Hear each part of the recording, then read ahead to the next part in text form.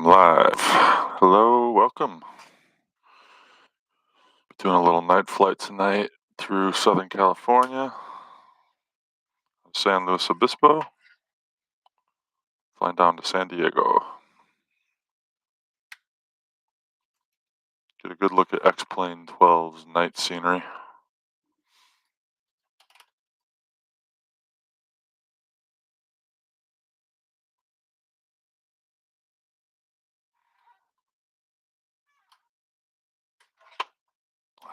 Damn.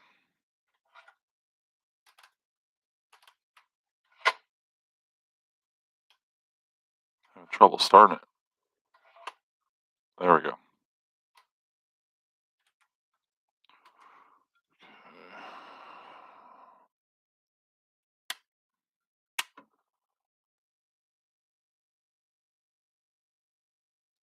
Bring it down to 1,000 RPMs.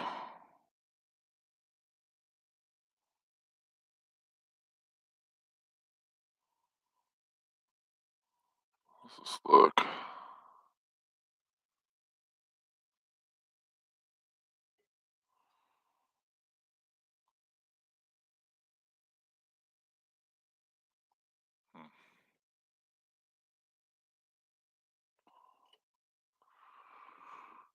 Oh, well, I think the video quality might look kind of crappy. If it does, that's probably because of Pilot Edge. Try something.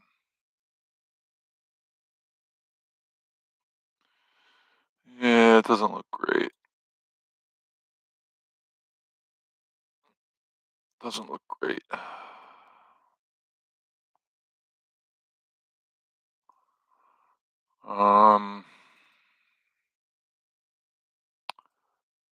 Just gonna try to fix my visuals really quick here.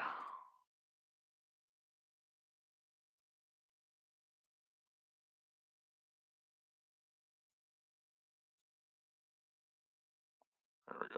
It's a little better. Much better. There we go. Okay. Had to fix my visuals there. Okay, we are in San Luis Obispo on Pilot Edge tonight. So first thing I'm going to do is get San Luis Obispo's ATC 120.6.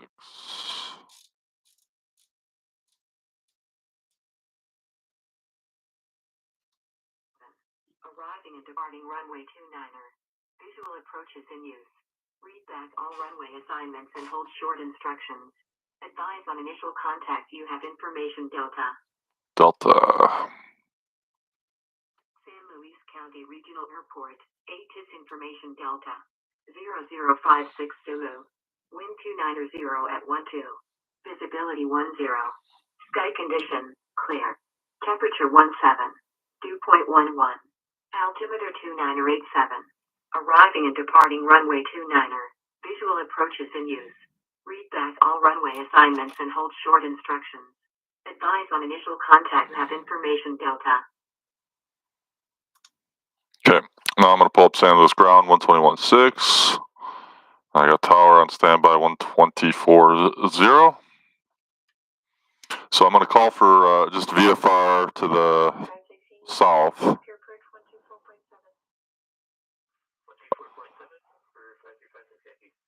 So my route will be San Luis Obispo to Santa Barbara to Van Nuys, then the Coliseum transition route through Los Angeles, and then I'll get a little more inland and kind of loop around the west side of San Diego. I'm sorry, the east side of San Diego. And hook in for probably a straight in at Gillespie Field in San Diego. On a west heading, so probably runway 27 right. We'll see.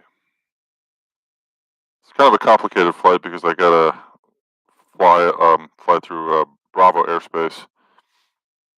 So first order of business, get in my flight plan. So we go direct to Van Nuys, VNY, VOR. That VOR is on 113.1. So we want to fly to that, and then to fly the Coliseum route, we fly out of the 125 radial.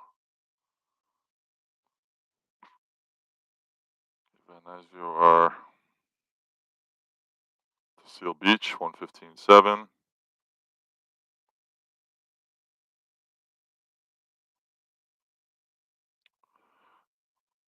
And then past Seal Beach, we exit the Coliseum transition route right around Huntington Beach. And then from there, we're going to go inland, south, go over Ramona, and then hook back around into San Diego.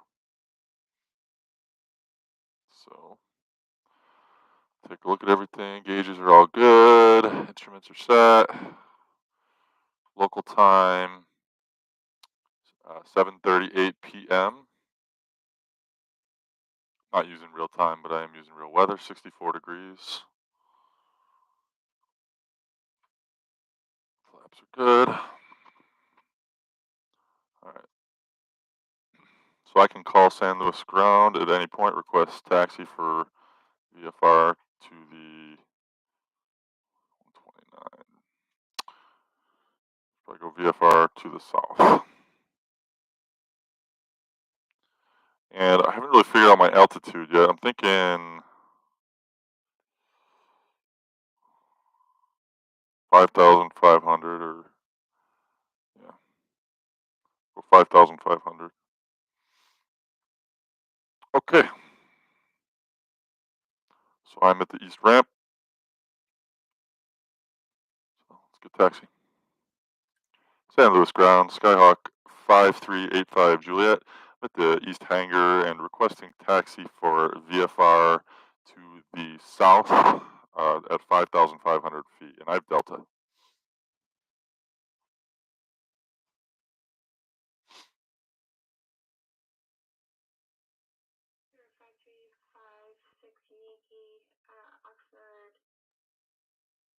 Nope.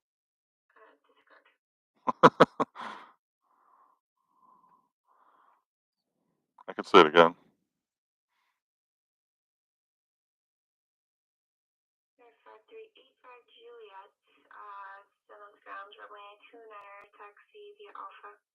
Two niner via Alpha 85 Juliet.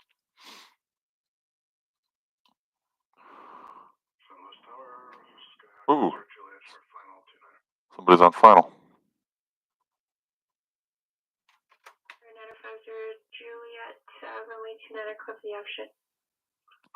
Oh, cool. Some guy's doing pattern work here. Probably see him coming in now.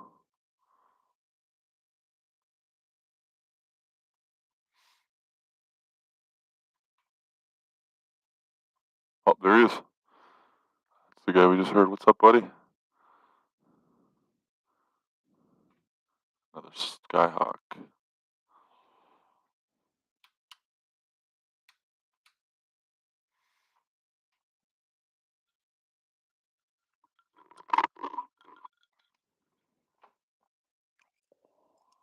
All right, so VFR to San Luis Obispo. Proceed direct to, not to Van Nuys, to Santa Barbara. I fly over the Santa Barbara airport. And then from there, Van Nuys, VOR. And then from there, we follow the Coliseum transition route over Los Angeles.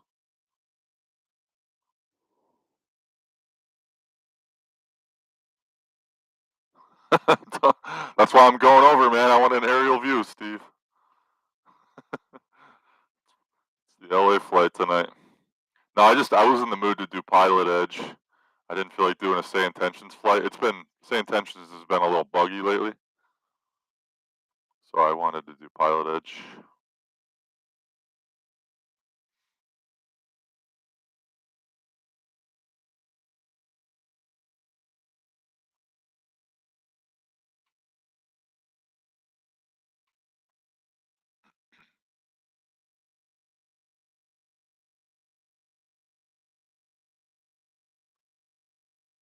Just do a quick run up right here.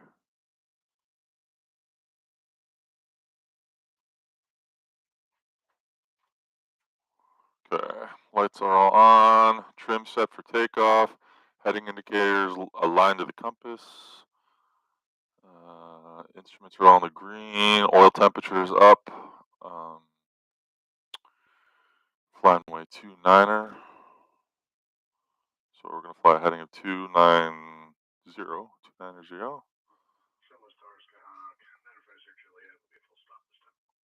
Okay.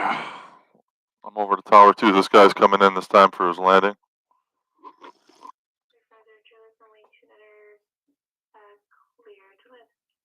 That's the wrong call sign.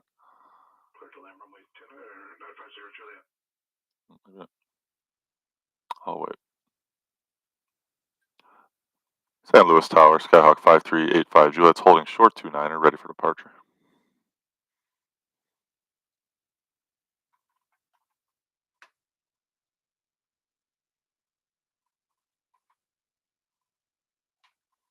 Hold short of the run up here. Watch him land. That's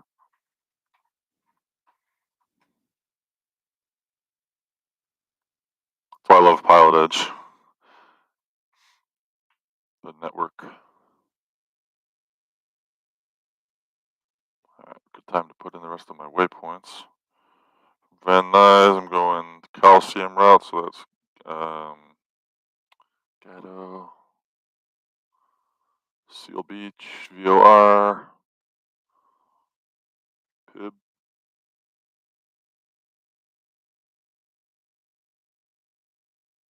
Kilto,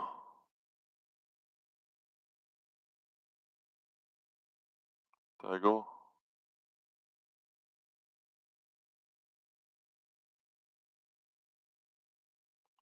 Ramona, oops,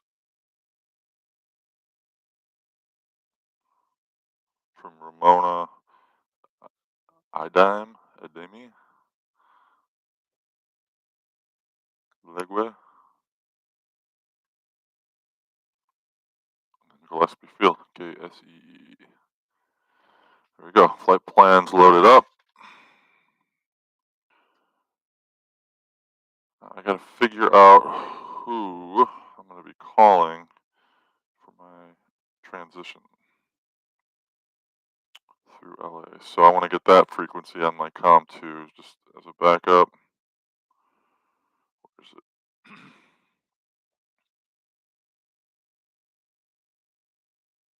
SoCal contact approach within 20 nautical miles on 120.4.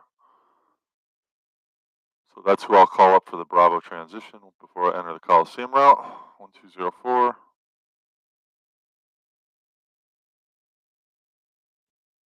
Oh, there he goes. See if he's on traffic.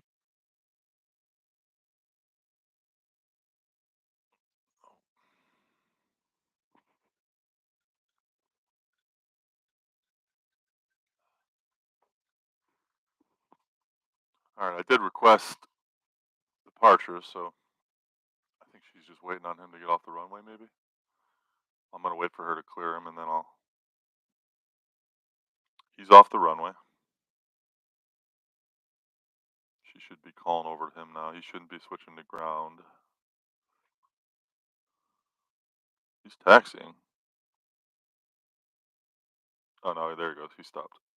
He'll make his call now.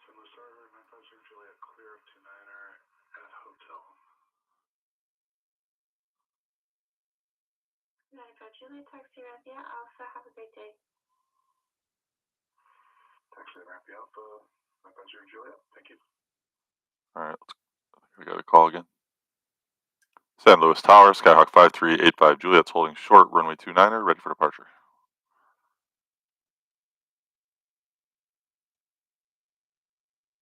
Air 5385 Juliet, San Luis Tower, runway 29er, clear for takeoff, on course approved. Clear for takeoff 29er, on course approved, 85 Juliet. 16 key, turn right, heading 230, join the runway 25 localizer. Right, 230 join the local edge. Okay, so after I reach an altitude of 900 feet, I'll start a left turn. Basically, it'll be like a left downwind departure. Okay, here we go.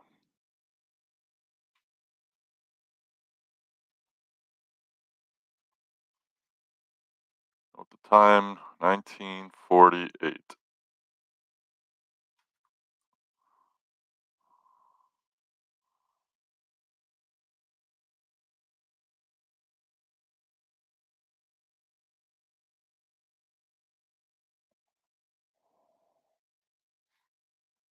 It should be pretty much pitch black when I get to Los Angeles, I'm thinking.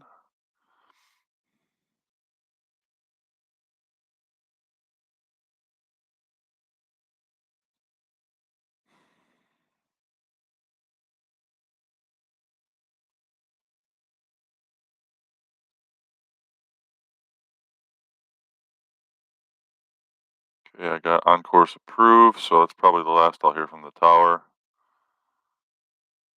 before I exit the Delta airspace, San Luis Obispo. So 63 nautical miles on a heading of about 129 to Santa Barbara. That's my first waypoint. Start my left turn. Gonna do a left downwind departure.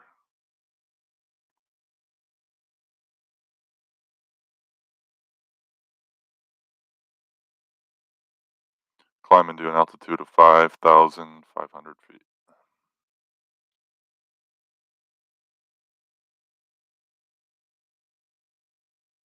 This is the X-Plane 12 Beta 7. It's running beautifully. It's looking beautiful.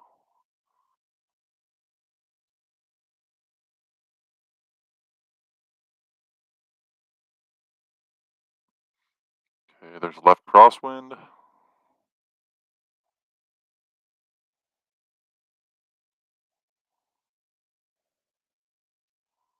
Left downwind.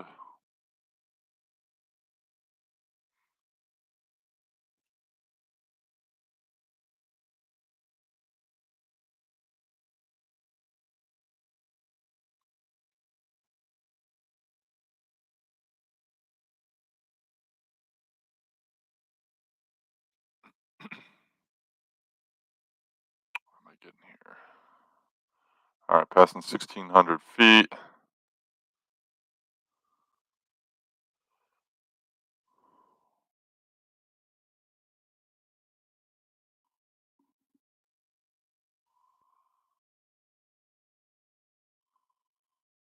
There's the left downwind. Airport out the left window. And we proceed on course to Santa Barbara at 5,500 feet.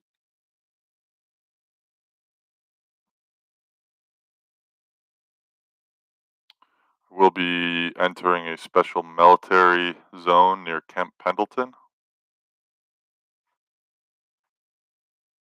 But should be nothing to worry about there.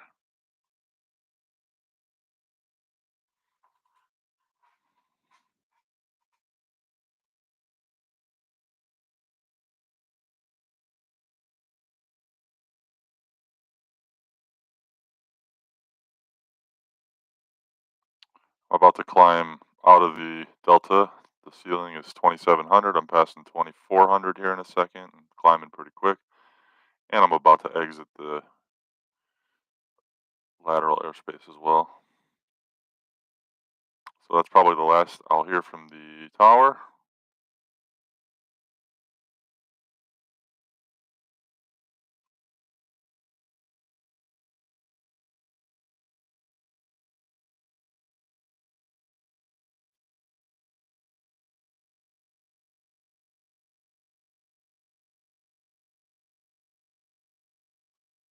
There we go. I got Grover and Pismo Beach. Might be like the most beautiful stretch of road that I've ever driven in America. Coming north to south, and you come around this bend, and then you just hit this huge open, like horseshoe-shaped beach that goes all the way to the horizon. on the other side of the ocean, a little more inland, you got a big mountain range. Beautiful.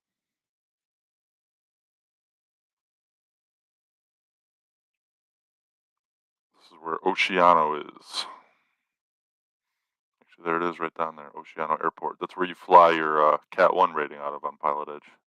Fly from Oceano to Nukiyama, 2 non-towered airports. I still have to do my I-11. I haven't finished.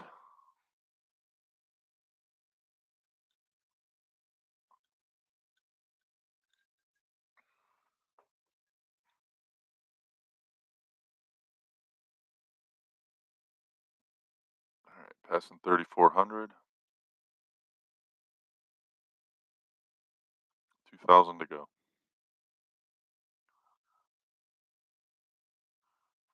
Coming up on the Arroyo Grande.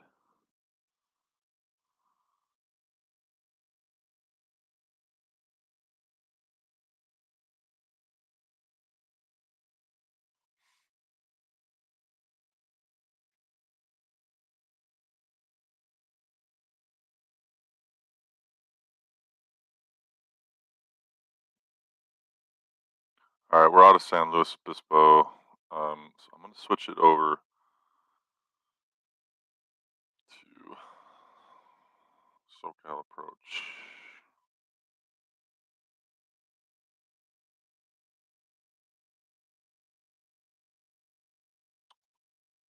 I'm going to put on Santa Barbara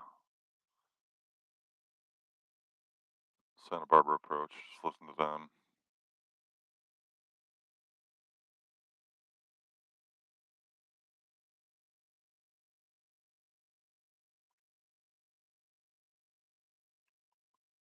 This is VFR flying, but these are difficult flight rules around Los Angeles. So I want to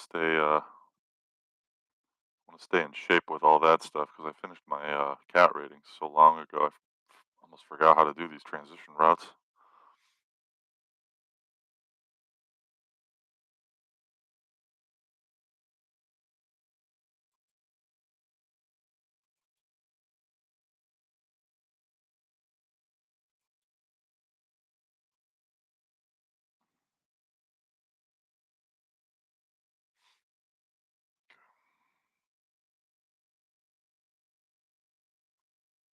So when I get to Van Nuys, that's when I got to contact one SoCal approach on 124.6. So that's really who I need to be tuned into.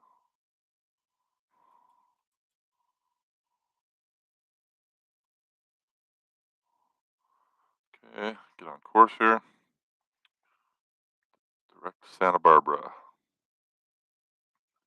Almost up to 5,000. Fly over the Santa Ynez Mountains.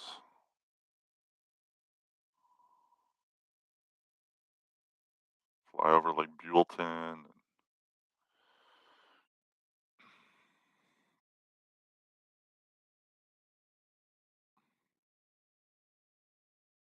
It is going to get dark soon. I don't know if it'll be dark when I get to Santa Barbara, but it'll definitely be dark when I get to Los Angeles. 5,000.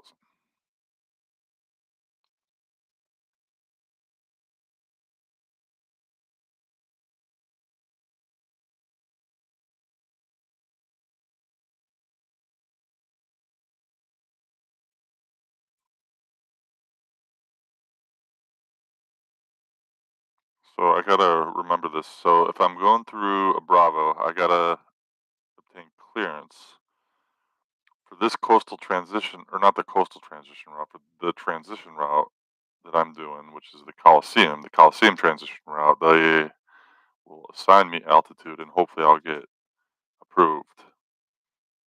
They don't always allow you into the Bravo, and if that is the case, I need an alternate plan around it. So what I would probably do is just venture east out to like Ontario and then come south. But I want to get over LA. All right, there's our altitude, 5,500 feet. Throttle back a little bit here, trim her down. And of course, we're right over Nipomo.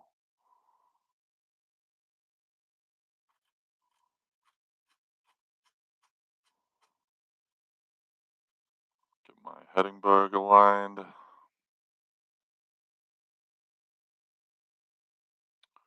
little hazy. VFR, there's really no clouds, but it's hazy. Alright, taxi landing lights, forgot to shut those off. Lean out the mixture, get the fuel flow to about 7 gallons per hour. So I'll use the vernier incremental twists for that. There we go. RPM's 2300, beautiful. We're trimmed out pretty nicely. I just gotta stay on course. Alright. Should be to Santa Barbara in a little over 20 minutes.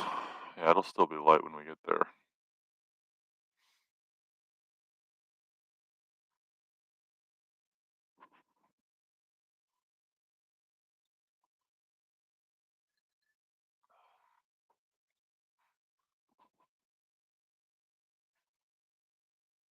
Going with a little Jack and Coke tonight.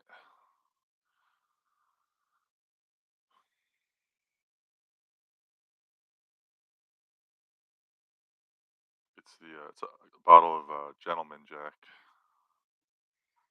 Stuff is delicious.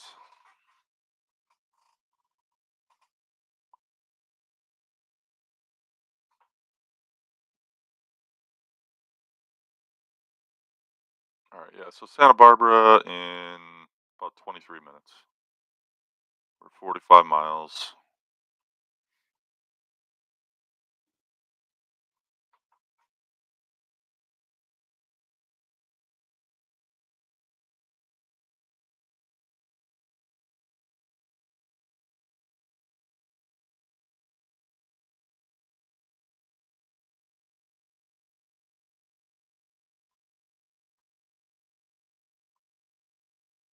So we got Santa Maria off to our right here.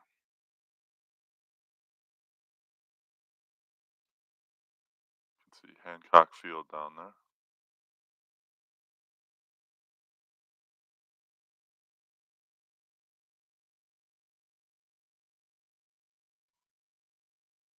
That's it right there.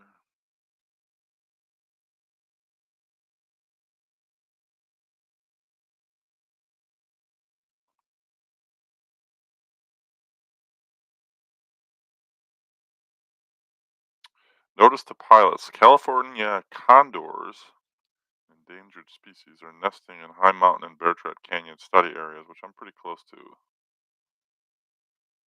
Pilots are requested to maintain 3,000 feet terrain clearance when over the study areas. Okay. Actually, I'm clear of that. I'm not over the nesting areas, so I'm good at this altitude.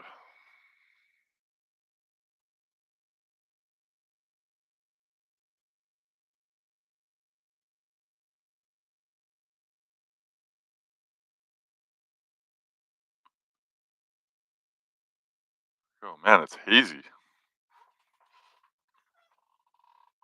Hazy night.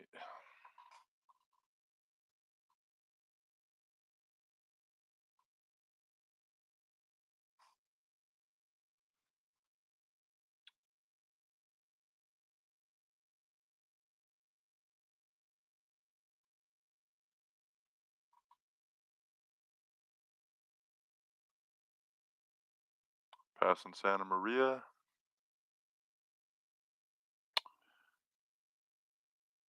Way out at my 2 o'clock, you got Lompoc.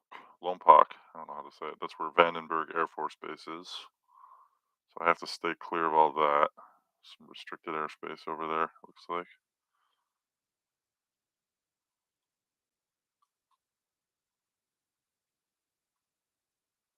Ooh, actually, I'm going to be getting pretty close to one of the condor sanctuaries.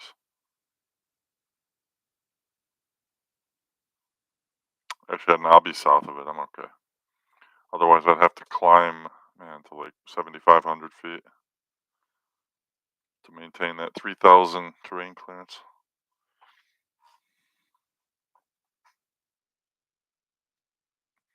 California condors are crazy how big they are. I saw them in the Grand Canyon once flying, like swooping. They look like dragons.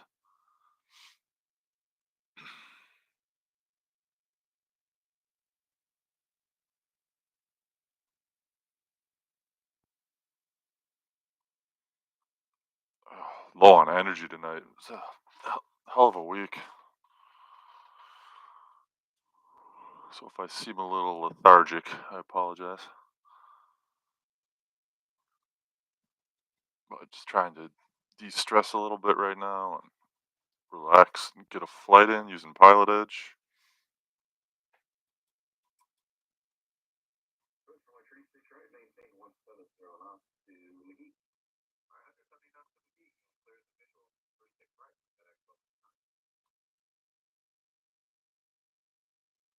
Just tuned into the SoCal approach that I'll have to be tuned into when I hit Van Nuys to get my Bravo clearance.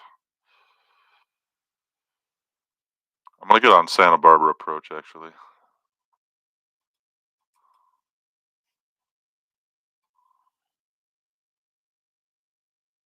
I'll be to Santa Barbara in 36 miles, about 18 minutes.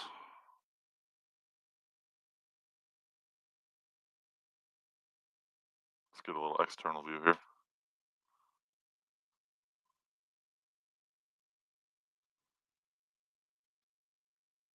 Very hazy.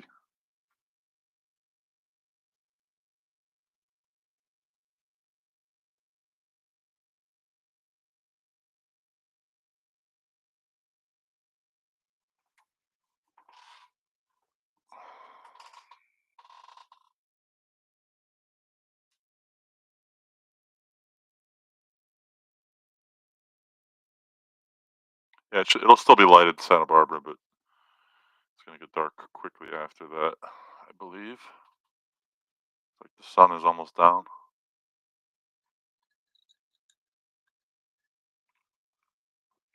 I'm not using real time, but I am using real weather. I wanted to do a night flight, but if I was doing real time, I would have been doing pitch black on the ground, and I wanted to get a little scenery in before it goes dark.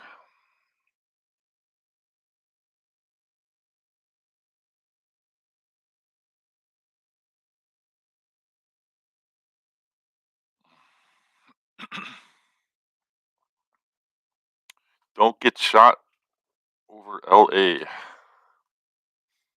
Should be out of range. See what my assigned altitude is. See if they even clear me.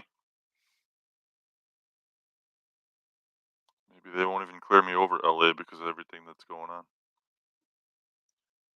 I think on this route I'm taking, I go pretty close to downtown. Yeah, Dodger Stadium will be right on my left. Coliseum on my right. Fly right between them. Come over Beverly Hills before that. Griffith Park. I should get a good view at Griffith Park, the observatory.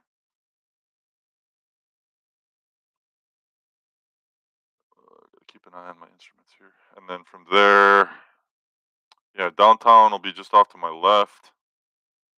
I should have studied this route a little better. LAX will be off to my right. And I'll fly over Long Beach, Seal Beach, and then Santa Ana. And then when you hit Santa Ana, Orange County, that's pretty much when you're clear of the Bravo.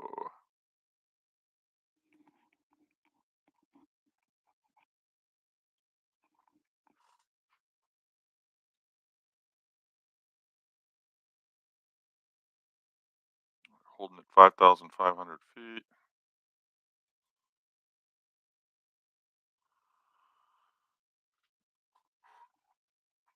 I'm gonna try Santa Barbara 12055.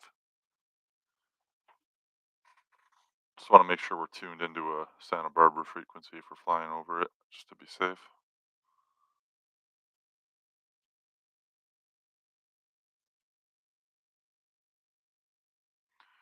And I'm going to tune into guard on COM 2. Should have done that a long time ago. 53 degrees up here. Local time is 8:08 p.m.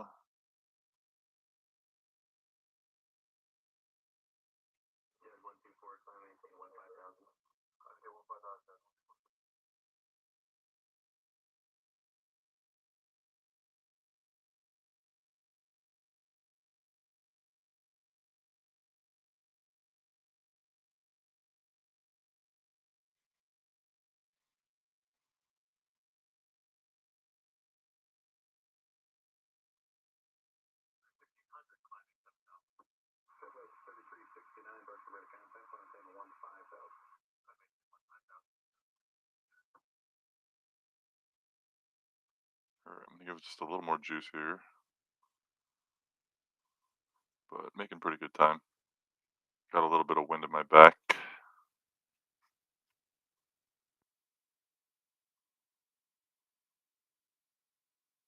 Good evening, departure course 317, 1,300 for 2,000, 010 heading. 317, departure radar contact, good evening, climb and maintain 8,000, turn left for peace. 8,000, direct peace.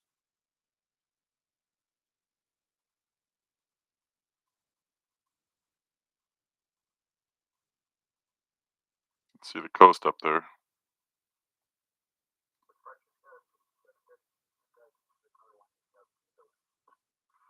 Yeah, 1032, departure radar contact, climb and maintain flight level 210.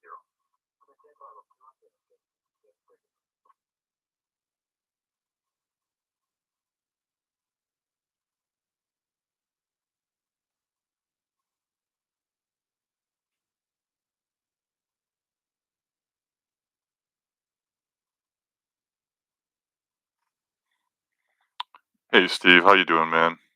It's been a week, man. It's been a crazy week. Just trying to decompress and clear my head. But all good now, man. Just yeah, it was just a week. It was a week, man. It was a bruiser.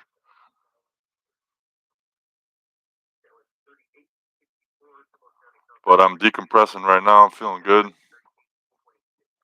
I having a Jack and Coke. Got a little gentleman Jack in here.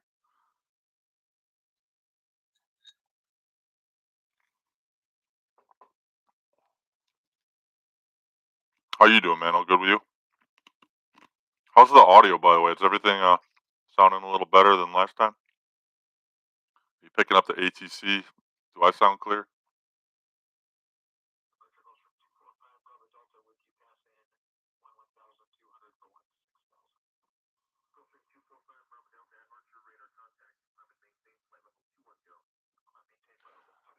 No, she's not feeling great, man. She was sick today again.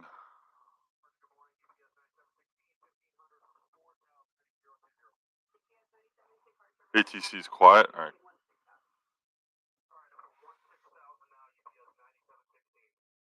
Thanks, man. That's good to hear, dude. I'm glad you're doing well.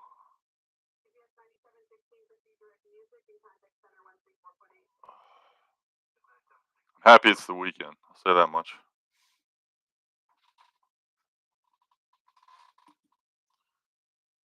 Should have a nice weekend. I got some stuff planned with the family.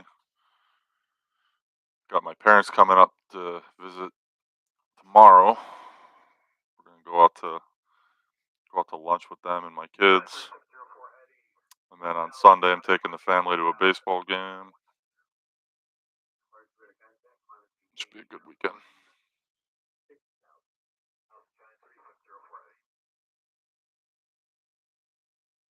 Okay, 20 miles to Santa Barbara. So this is the edge of the Santa Ynez Mountains. So over here is like Buellton, and if you ever saw the movie Sideways, that's like Santa Barbara wine country. Those are the towns that movie was filmed in and where it all took place. I love this part of the country. I got married out here. Got married in Santa Barbara with, almost, let me think, 9 years ago. Our anniversary is next week, or 2 weeks.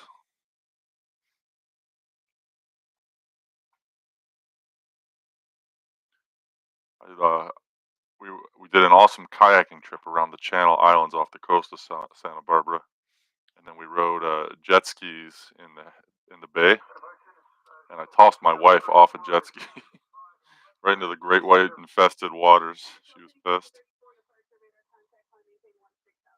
Yeah, 9 years, man. 9 years.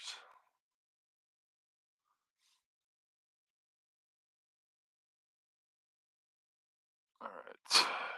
9 minutes to Santa Barbara.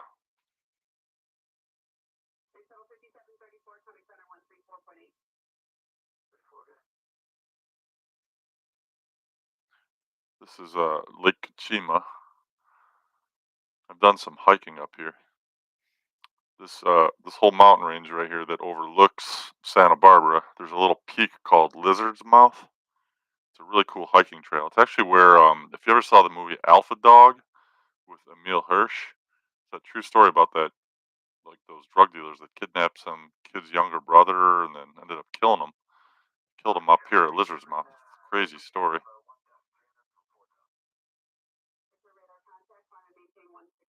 I think it's this peak right here.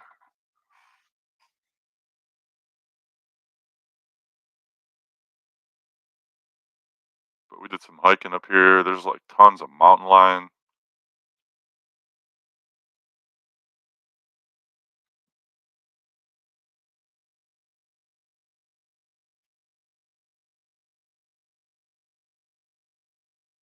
Gotta watch my RPMs running a little high.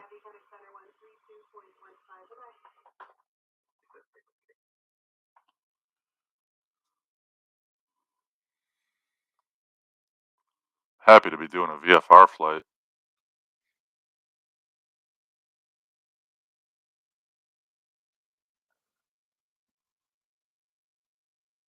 Yep.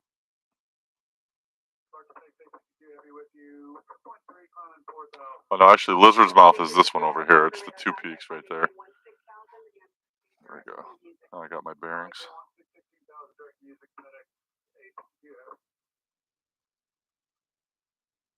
Alright. I think I just picked up the Van Nuys VOR. I did. So I gotta get there. That's my next waypoint after Santa Barbara. I just want to fly over Santa Barbara. And then I gotta leave the Van Nuys radial if I'm gonna take the Coliseum route on the 125 radial. And then when I hit Seal Beach, take it easy, Steve, man. Thanks for dropping in, dude. Appreciate it. Good to hear from you. Then I'll leave Van Nuys, or Seal Beach on the on the 120 radial. Got it. And that's how you do the whole coastal, or not the whole coastal, the whole Coliseum transition, right through the middle of Los Angeles, VFR. But they have to assign my altitude, I believe, and that this is all pending the fact that I'll get approved into the airspace. Oh, I gotta watch my altitude here. Gotta maintain VFR altitudes. You can see the Channel Islands there. Anacapa Island.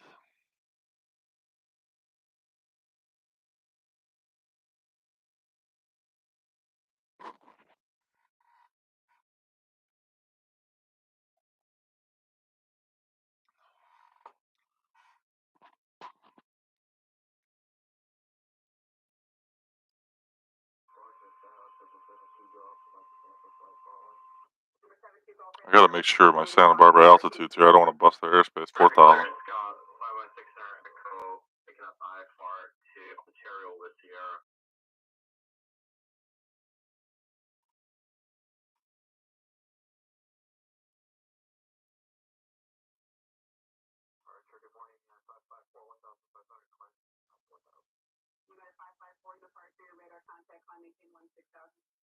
Maintain 16,000. 516 Center Echo, bracket clearance, clear to Ontario International Airport, runway 26 left departure procedure to Prado, Victor 16 Paradise Direct, maintain 4,000, departure frequency 135. Just flew into some fog. Walk 5262. And could you repeat that route and altitude again for 516 Center Echo? 516 Echo, runway 26, departure procedure to Prado, Victor 16, Dice, direct. This is going IFR all of a sudden. 4,000. Shouldn't be. Maybe this is just haze. Echo is cleared to the Ontario Airport, runway 26, departure procedure to Prado, then Victor 16, Paradise VOR, then direct. Maintain 4,000, departure frequency 135.4, slot 5266.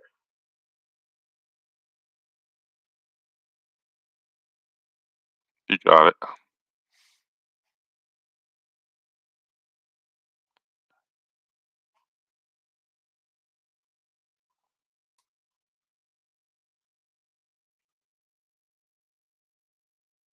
Okay, this is supposed to be a VFR flight, but it's getting pretty foggy. Now, if I have to, I can file IFR. But I'm already... that would be a pain in the ass. Ryland, what's up, man? How you doing, buddy? Life's good, man. Just trying to get some VFR practice in here. I'm doing a night flight through Los Angeles, so I wanted to get some practice doing some tech route flying. Or transition route, yeah. Not tech routes, transition routes.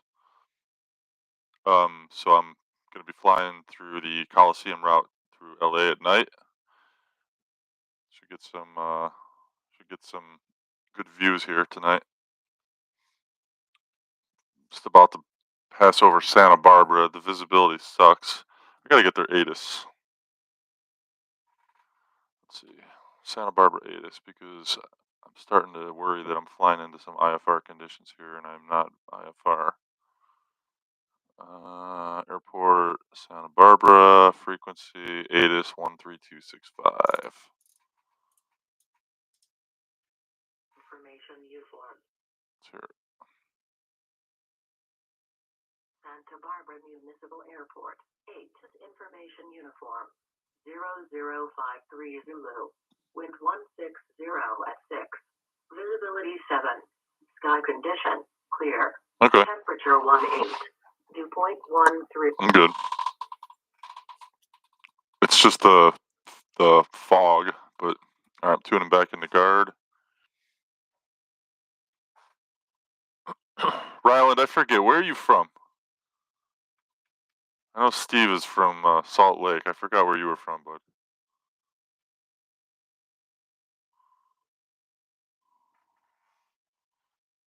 Okay, so visibility only 7, but that's not IFR. All right, let's tune it in here. I don't think we're going to get a great view of Santa Barbara, unfortunately. I was hoping for that. That was kind of why I wanted to fly over Santa Barbara.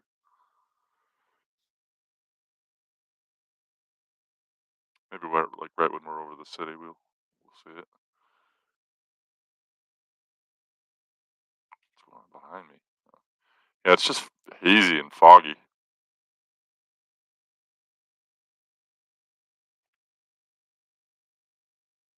But we're about to fly right over the Santa Barbara airport right now.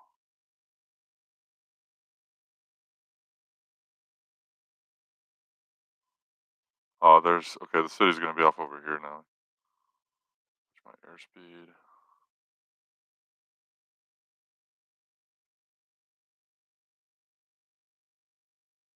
Alright, 68 miles to Van Nuys. And that's when I obtained my Bravo clearance for the coastal transition route. Alright, left to 088. Alright, making our left turn here, 088.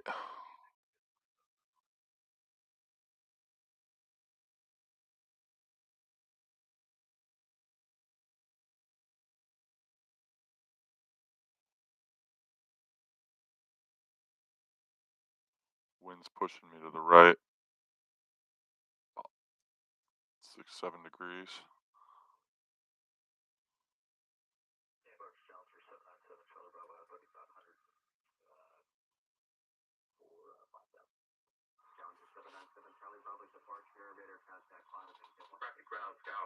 Echo is at East Parking, ready for taxi for departure. That's a pilot edge guy right there. See if the same girl's still on. Yeah, that's her. She always has a pause.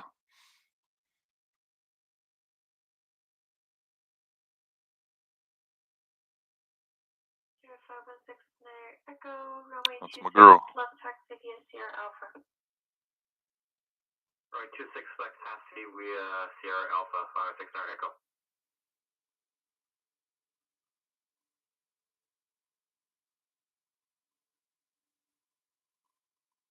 All right.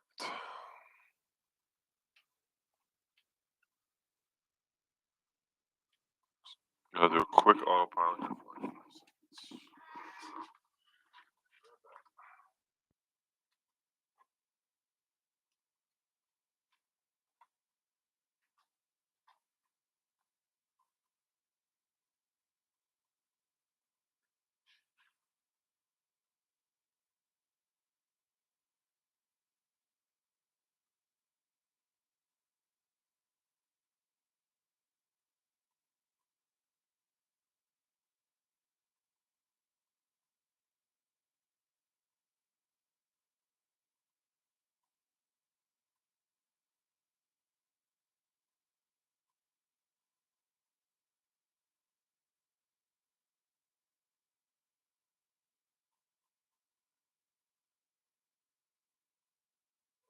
West Tower, Cal 569 Echo, launch for runway 26 left at Alpha, ready for departure.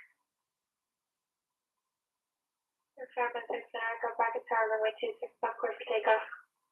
Clear for takeoff, runway 26 left, 569 Echo.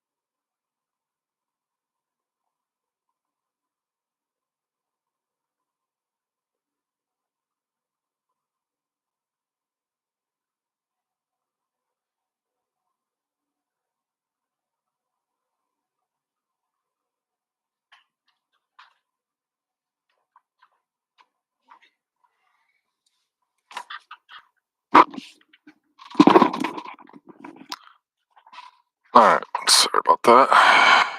What are we doing? Alright, autopilot off.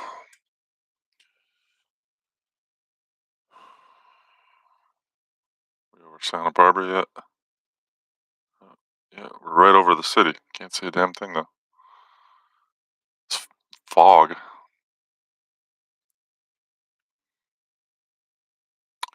It's alright. It'll be clear when we get to LA.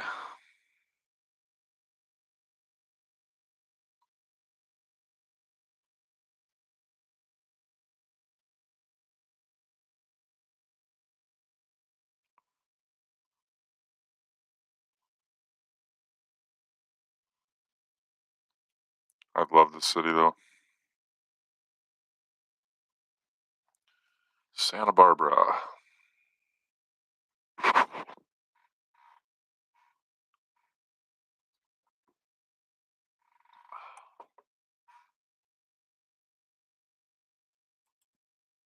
Barbara to contact, turn left direct J, climb and maintain 16,000. Directly to J, I book it.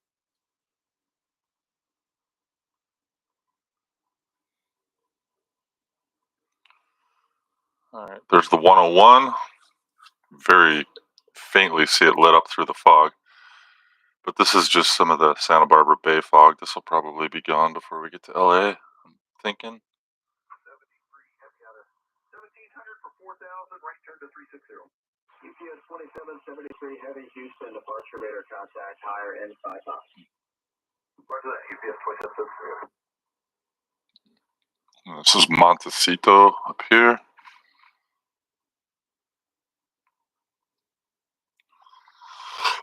That's where the really nice homes are.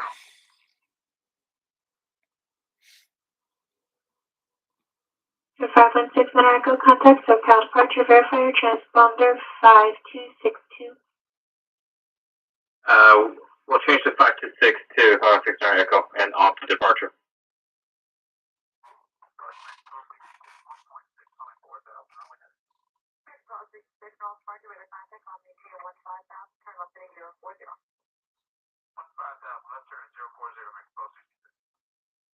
SoCal departure, Skyhawk 516 Echo 2900, climbing 4000, 162 heading. 516 Echo, SoCal departure, radar contact, Ontario, They switched controllers. Shift change. X3, and we'll get the weather now, 516 Echo. El Toro Canyon Road. 6 Echo, expect ILS from my T6 left approach. Runway. Say that again. Which approach was that? 516 Echo. 6 Echo, expect ILS from my T6 left approach. LS 26 left, 516 Echo. Going to the Bravo, ident, formation 10,000, direct to Alexandria, and all inbound under 3000, radar contact 3, northwest of Hammond. Hey, climb 10 to 10,000, direct to Alexandria, 512.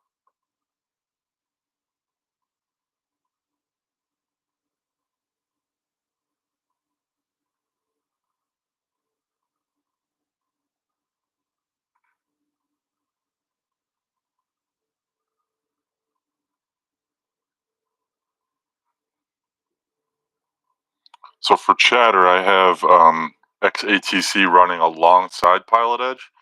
So sometimes that's why you're picking up multiple transmissions. Verify you're not on a heading, you're on the That's ATC. Pilot Edge.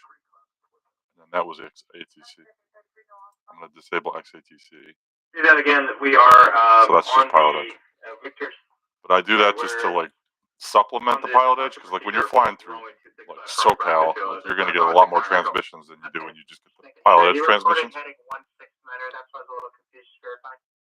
But there's not like always a ton of people on Pilot Edge, which is unfortunate because it's friggin' awesome. As long as that company is running, I'll have a subscription.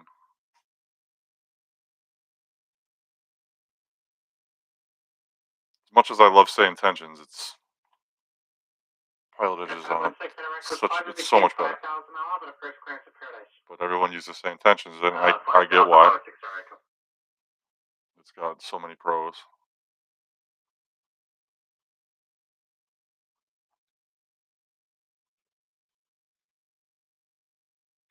But these guys just know what they're doing.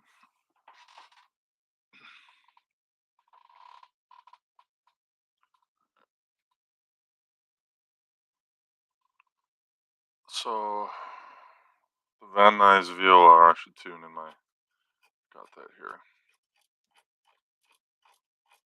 There we go. So a heading of about 75.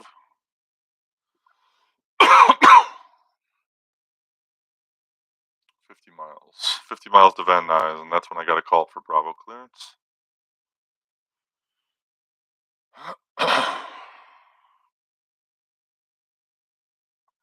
And I've had a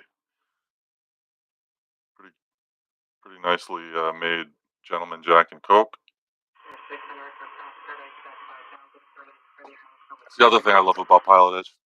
It comes in very like staticky or garbled when the transmission's coming from far away, which this is. It's 50 miles away with mountainous terrain in between too, a little bit. So it comes in all garbled like that, which is great.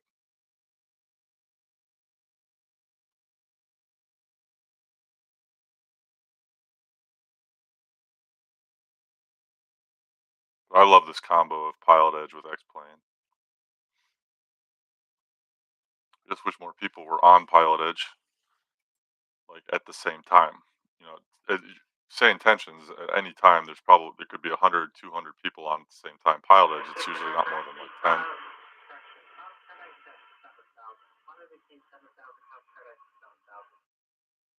And Pilot Edge has all these like cool things you can do, like focus fields every day. They like give you basically assigned routes. They have all the CAT and I ratings, which I pretty much finished up. I just have one more I rating to do. And then after that, they have the Sky ratings, where you're like basically a simulated charter pilot, and you have to fulfill all these tasks. It's awesome.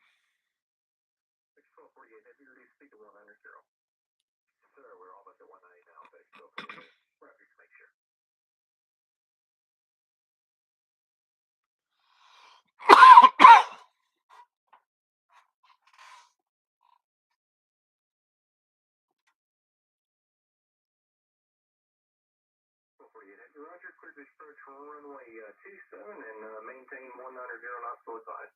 All right, clear for visual 27, 109 knots to advise. That's Bill 48 heading.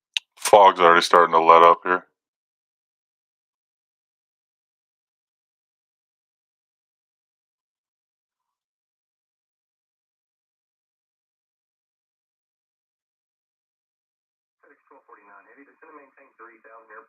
All that chatter is X-ATC.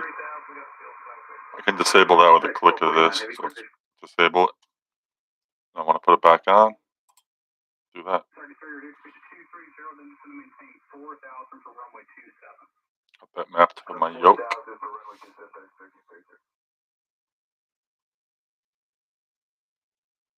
But that just supplements the Pilot Edge chatter. I need a busier, if I'm in a busier airspace and I want a busier feel, which this would be. I'm tuned into Van Nuys.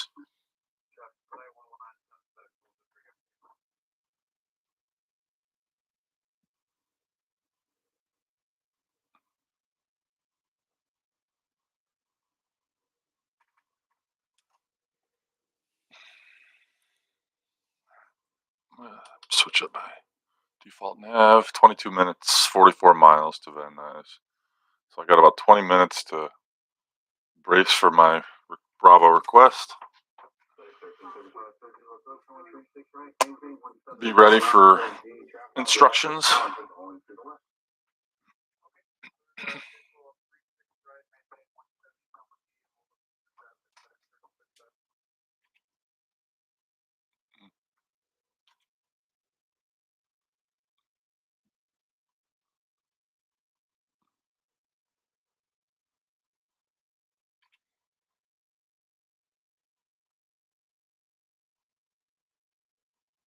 FedEx 1294 heavy, contact approach 126.05, good night. 126.7, good night.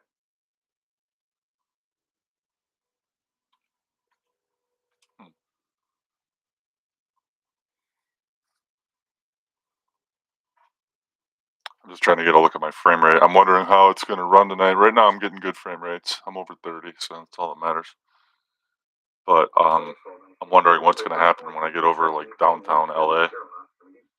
Hopefully it doesn't get choppy. I don't think it will. This thing's been running smooth. I do have all my settings on high. Not maxed out, but high.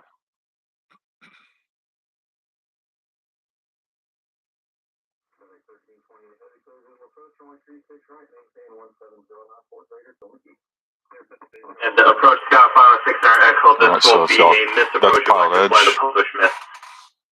6 Eric, roger that.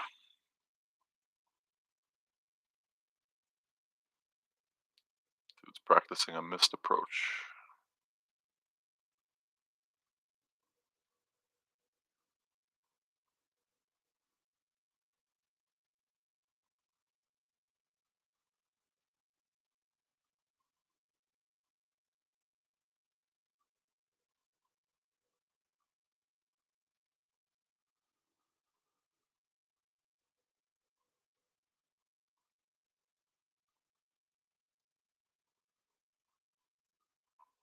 Okay.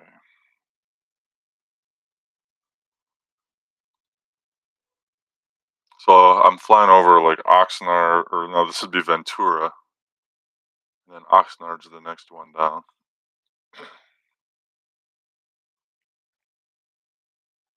Gotta watch my RPMs here.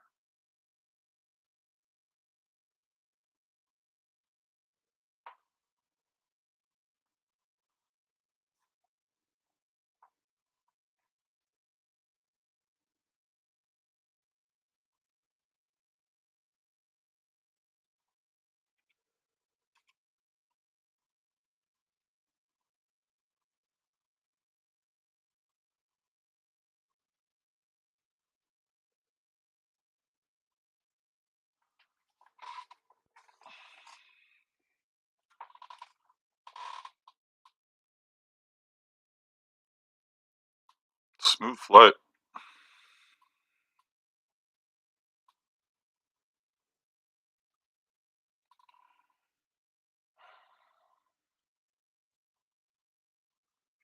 Let's get an exterior view real quick here.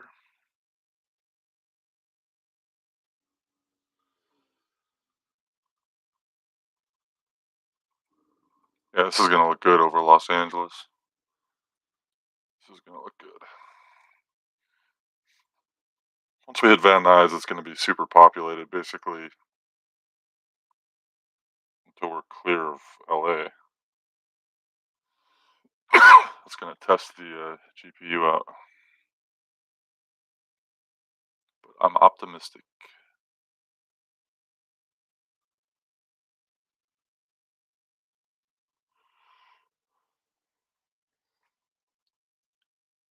As long as there's no fog, it'll light up.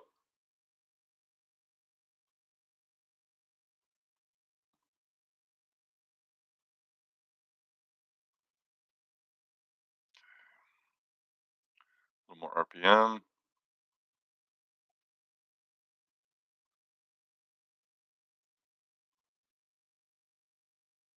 Aviation Nation, what's up, dude? Yeah, I'm going for a night flight today, man. I'm doing a night VFR flight over Los Angeles, and I'm gonna be flying the Coliseum transition route. That's gonna look good. I'm gonna be flying over all the big. Gonna fly right between the LA Coliseum and Dodger Stadium, and then see downtown. Fly over the Griffith Observatory. It's gonna be a cool flight.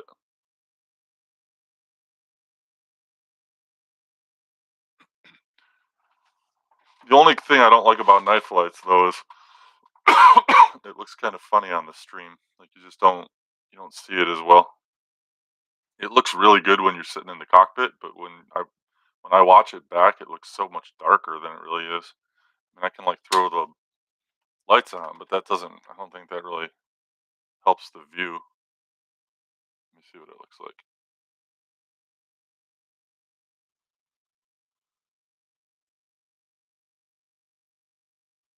Let me see. Yeah, it doesn't really do anything. The lights on. I prefer this. One day in real life would be sweet, man. I would love to fly over SoCal. This is where I got married. Got married out here in Santa Barbara. I know this area well. It's gorgeous.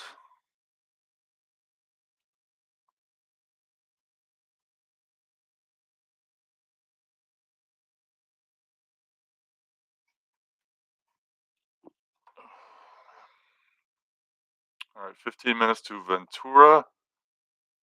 And then I got to call for my Class Bravo clearance on Pilot Edge and request the route of Coliseum, which is cool because like these routes, they're just flyways, like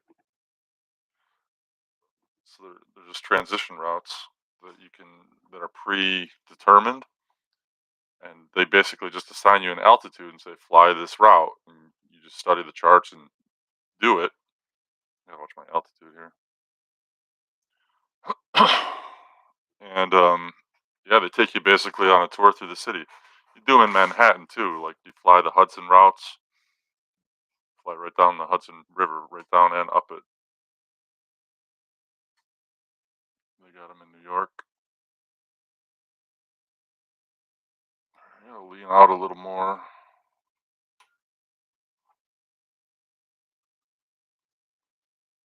Climb a little bit. Lost a little bit of altitude there. I gotta fix my trim. It's kind of pulling me down a little bit. There we go.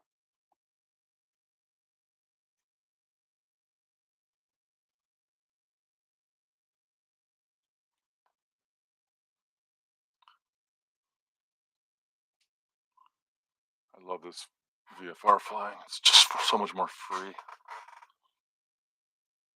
Doing this instead of doing it IFR and punching in all the routes predetermined, just kind of going with the flow.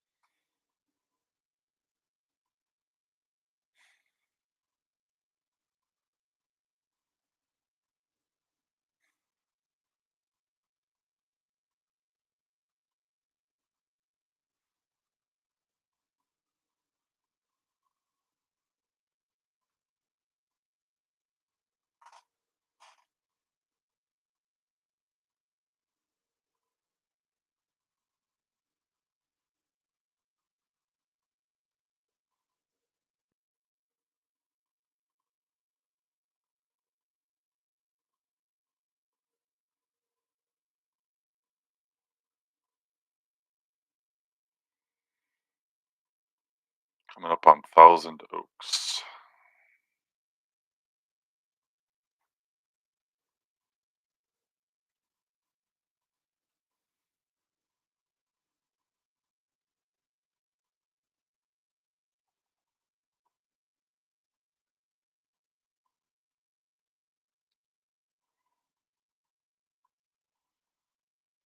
Just got some really good news. Man. Just had a little health scare with a close family member that we were kind of waiting on. All stressed out about that, but it looks like everything is okay. My wife's mother, who's in the ER for what she thought was could have been a heart attack, but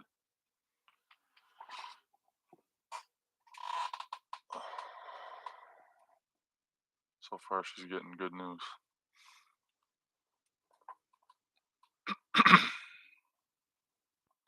Anyway, back to flying.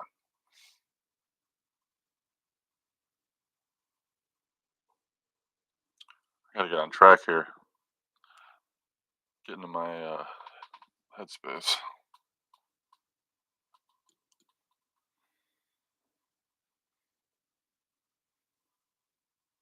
Alright, this is Thousand Oaks I'm flying over.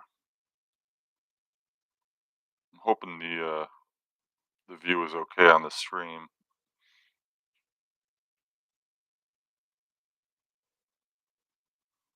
It doesn't seem very bright right now, but I think once it gets darker it will get brighter, the lights.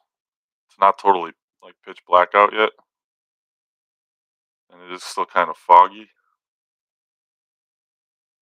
But it's VFR. You get a good sense when you see the outside view.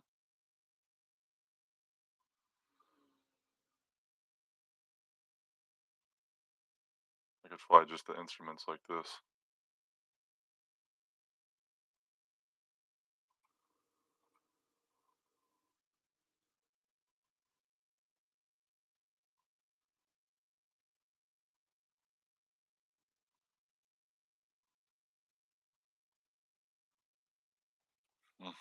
Man. Alright, about 10 minutes. I gotta make this call. FedEx 1328, heavy truck is headed to your left, Global Express jet going to the left side, contact tower 100.7. That's 119.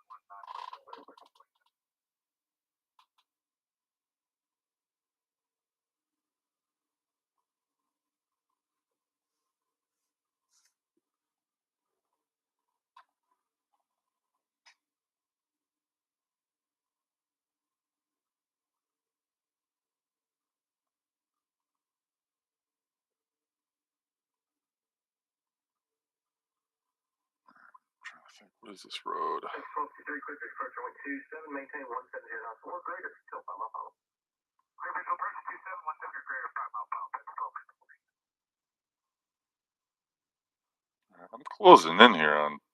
You're 516 in a record contact, Ontario Tower 120.6. Off the tower, 569 Echo. Alright, I'm supposed to contact within 20 nautical miles. FedEx 1253, contact tower 118.3 on grade 9. 118.3, you just said FedEx 1253. Gotta get a little north here. I'm drifting a little south. I don't want to get too close to the Bravo, because at this altitude I would actually enter it.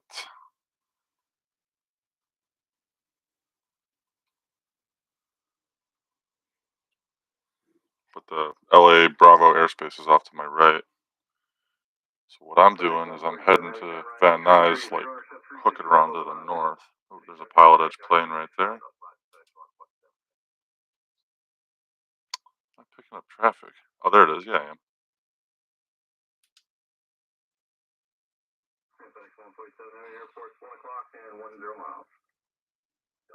So yeah, when I'm flying with this complex, oh, there's two planes, yeah. Flying these complex Bravo airspace airways through Los Angeles.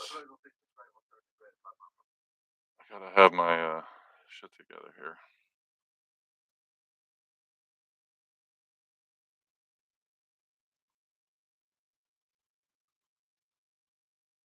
So I have to be, I got to be right on course. I can't be flying 20 degrees off. That's how you bust airspace.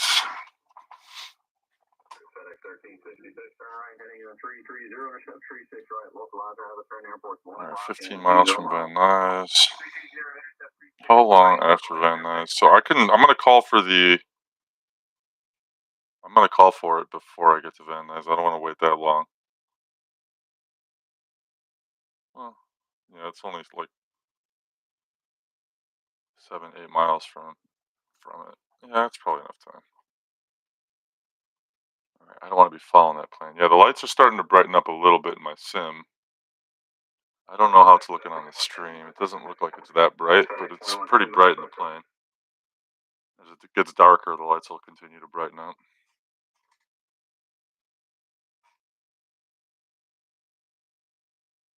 All right, getting back on course here.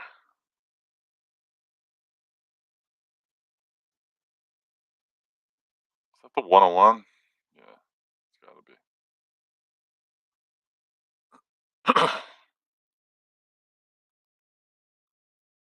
147, heavy traffic off your left, going to the left at 3000, the heavy DC 10, contact tower 119.7. Oxford side, X-7, 147.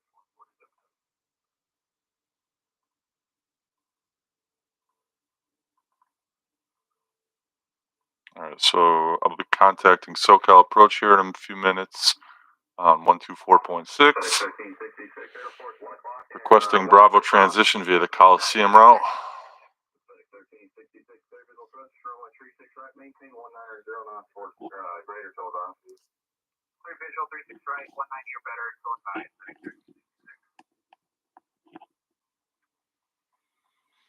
All right, first leg of the flight was a piece of cake. Now it's going to get a little more complex.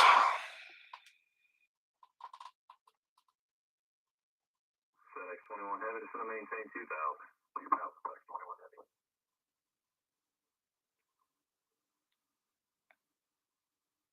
This VFR flying like this is fun though, transitioning through a Bravo.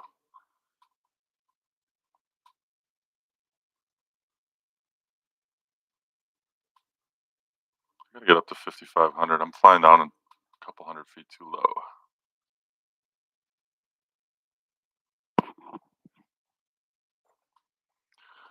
Climb another 200 feet.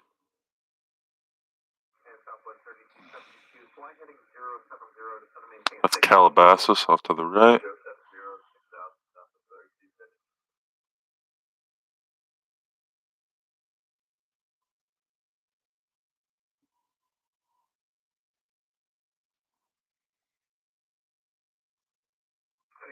Okay. And it's all Van Nuys up there. There's the Van Nuys Airport. That's what I'm aiming for.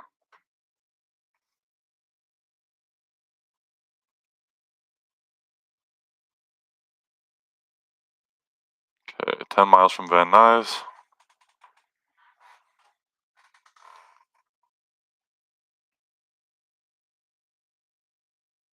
Recall now. SoCal Approach, Skyhawk 5385 Juliet is 10 miles west of Van Nuys at 5,500 feet. Going to be requesting a transition through the Bravo via the Coliseum route. SoCal Approach Squawk 5602. Squawk 5602, 85 Juliet. You did not say ident.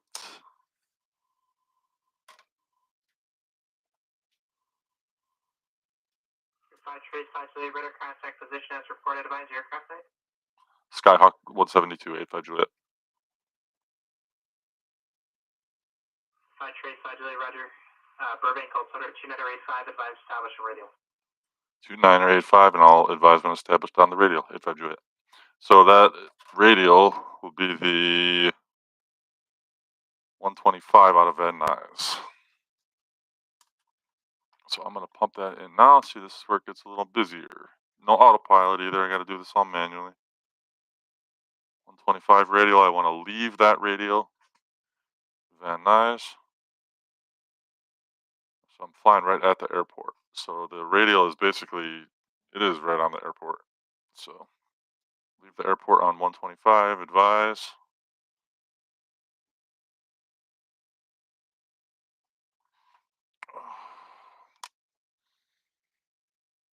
Trimmed out beautifully.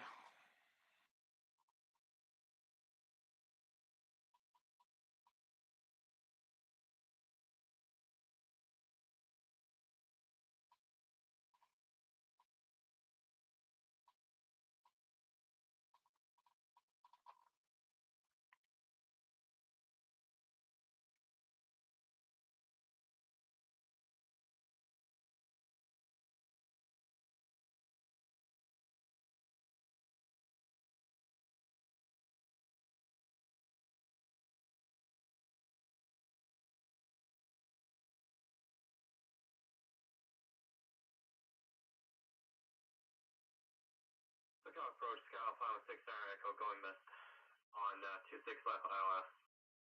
516 Echo, SoCal approach, altitude? 1,800, climbing 2,800, 516 Echo. 516 Echo, radar scene catches. 516 Echo would like to fly the published miss to the Paradise VOR, then fly the VOR 8 approach at Chino. That's pilot edge. 6 Echo, roger, no delay expected. No delay expected, 516 Echo, and the approach would like to fly is VOR 26 right at Chino, 516 Echo. Roger.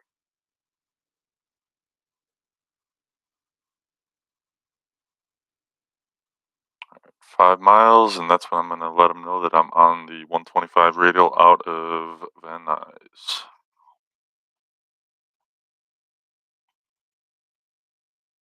And our 6 America, do you want to hold at Paradise, or do you just want to start the approach at Paradise? I would like to start the approach at Paradise, 6 America. Ready? Frame rates are good. We're rolling.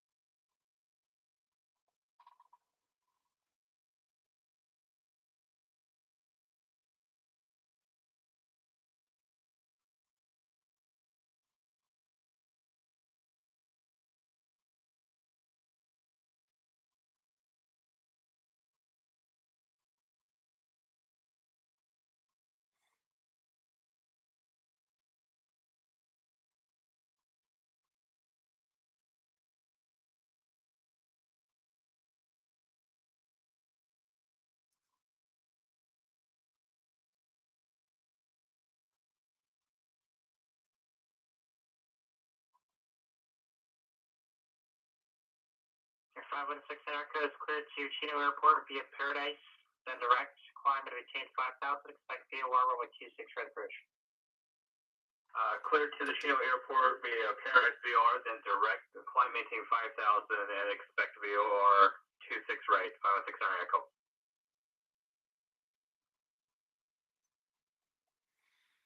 Okay, we're going to have to establish on the 125 radial out of Van Nuys. That'll take us on the Coliseum route.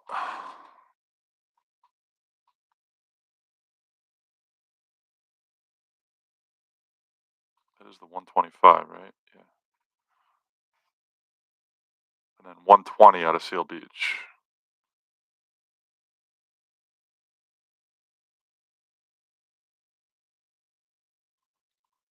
Okay.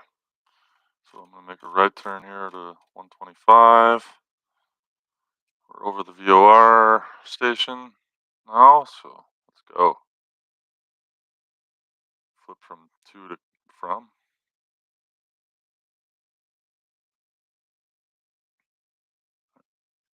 SoCal approach, Skyhawk 5385 Juliet is on the radial out of Van Nuys. 5385 Juliet, radar connect, SoCal approach 134.9. 134.9, 85 Juliet. SoCal approach, Skyhawk 5385 Juliet with you at 5,500. 5385 Juliet, SoCal approach radar. Clear to enter LA Bravo airspace, the Coliseum route southbound, maintain VFR at 9,500. Wireless inside LA Bravo airspace, LA altimeter 2986. Cleared into the Bravo via the Coliseum route at 9,500 feet. Altimeter is 2986, 85 Juliet. 516 in our echo cross Paradise at or above. All right, I got to climb. Paradise cleared VOR runway 26 right approach.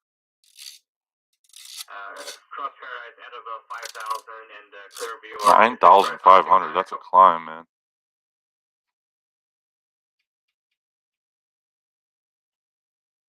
That is a climb.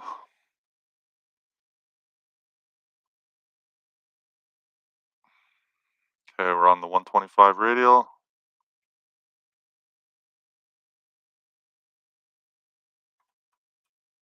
We're drifting left.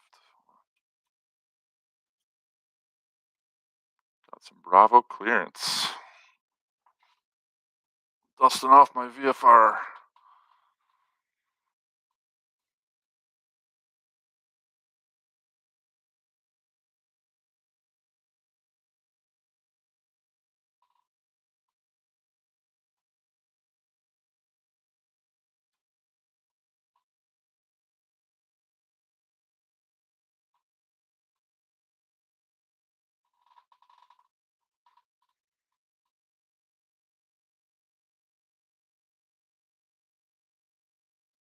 Traffic, my 3 o'clock there, or my 9 o'clock.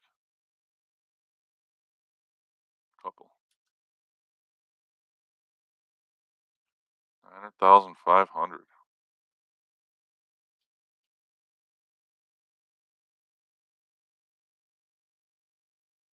I gotta hurry up and climb.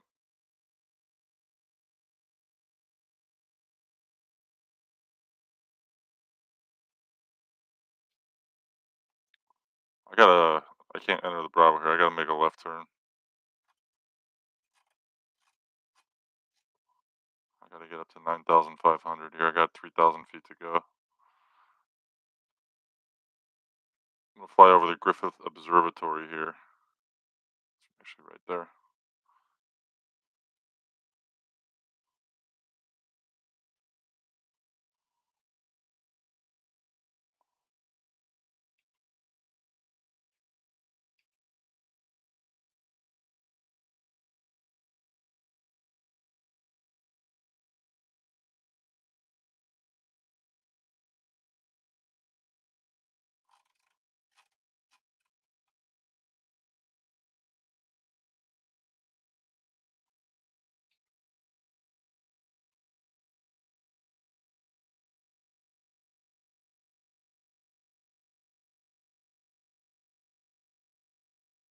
Jeez. All right, I gotta basically just fly this heading for a little while, but I gotta watch my airspeed here too. I gotta pick up some airspeed. I'm starting to stall out.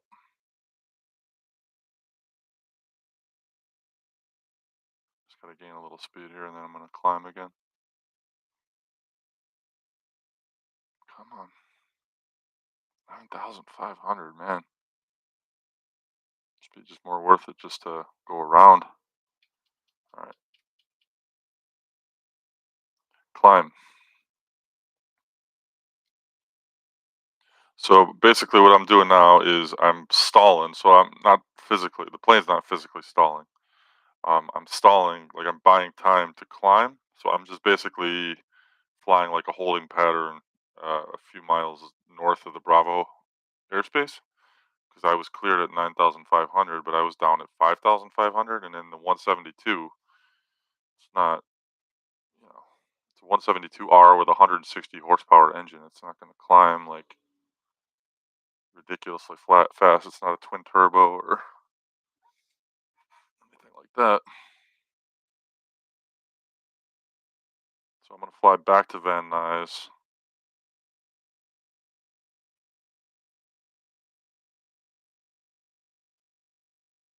See, I'm only at 7,200 feet, so even if I go all the way back to Van Nuys and climb, and then get back onto my original heading, basically do a 180, still not going to be high enough.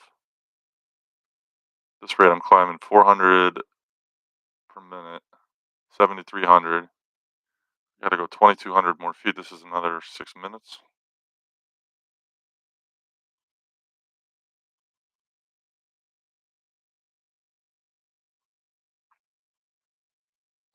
Just climb back to Van Nuys and then get back on the radio. But I'm shocked. 9,500. I guess you're going. I mean, I'm going right by LAX, so it makes sense. Let's see where I'm going. Flying right over Dodger Stadium. Or no, not over Dodger Stadium, over the Coliseum. Dodger Stadium will be off to my left. What else? Well, Just verify you are circling for altitude. affirmative, A5 Juliet.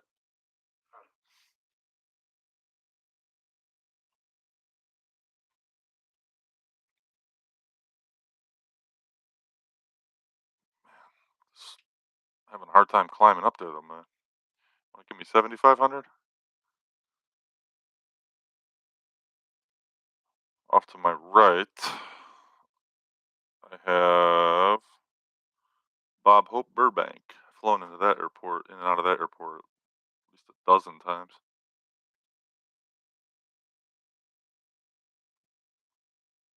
You'll catch a celebrity there once in a while. That's where a lot of the celebrities fly out of. Man, having a hard time climbing.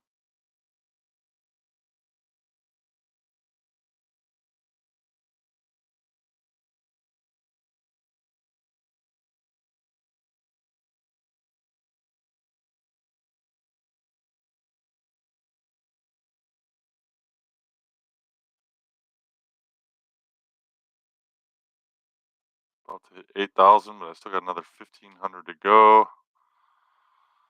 1,600. That's going to take me another 8 minutes if I can hold this climb right here. So I can probably turn back now. That's what I'll do.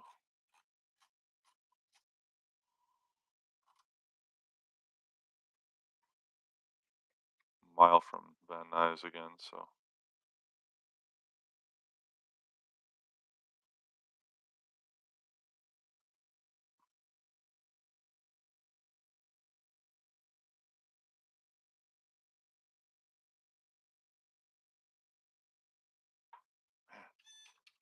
It was about to stall. I gotta override this autopilot here. Let's pick up some airspeed. There we go. Okay. Pick up a little airspeed. Losing altitude, that's okay. Make up for it right here. Oh. That doesn't work often. Alright. Continue this climb.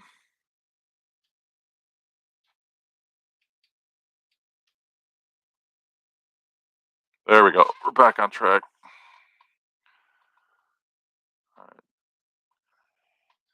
Be up there in 5 minutes, actually. Should be at altitude in 5 minutes now. And then I'm clearing the LA Bravo.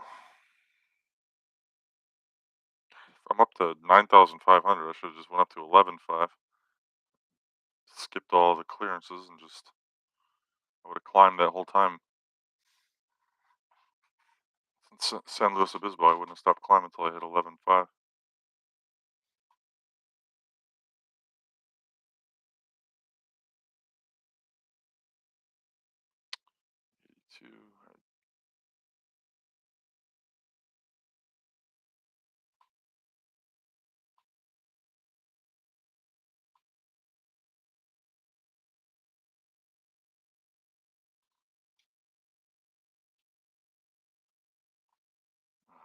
Just lost Navigraph.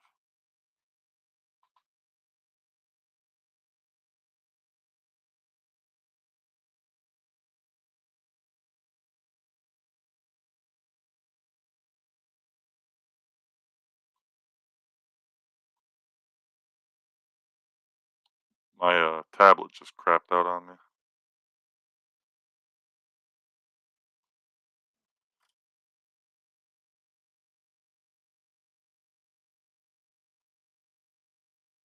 Okay, 8,500. I got 1,000 to go before I. Yeah. Ventura Boulevard, I'm flying over. Let me see.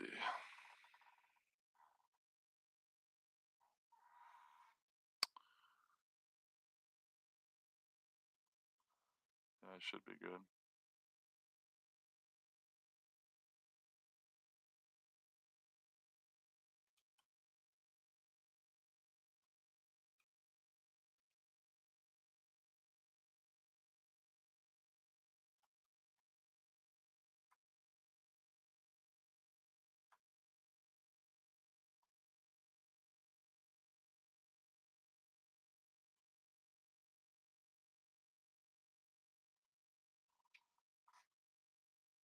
Losing airspeed here again.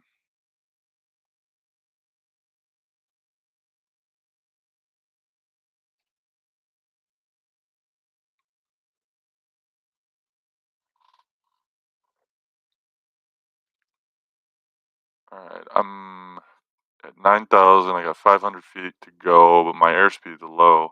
I'm at 62 knots right now, 61 and falling.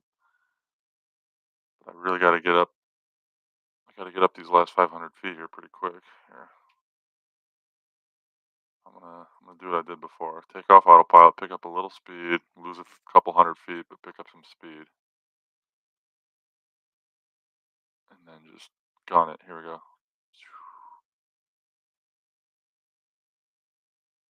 There we go. All right, now don't lose too much airspeed. Keep the climb. Keep the climb.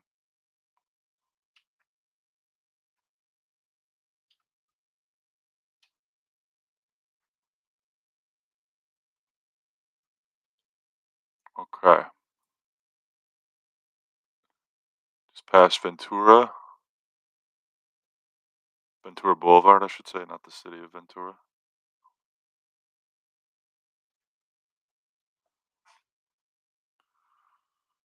9,200.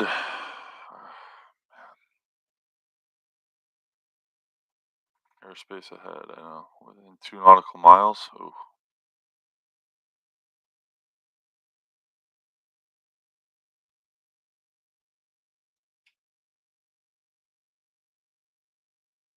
Dude, I'm having a hard time here.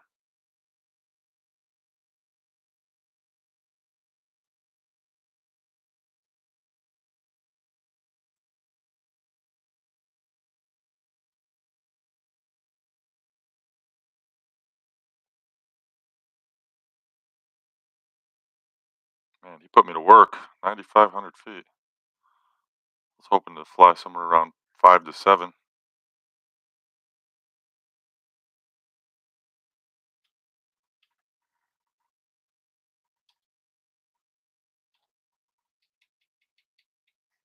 I'm gonna stall.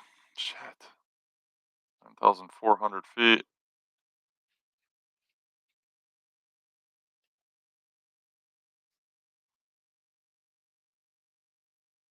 Beverly Flight Juliet, are you planning to keep flight following, or what's the plan after you leave the Bravo? No, that's a negative. After I leave the Bravo, I'll just go solo if I do it. Okay.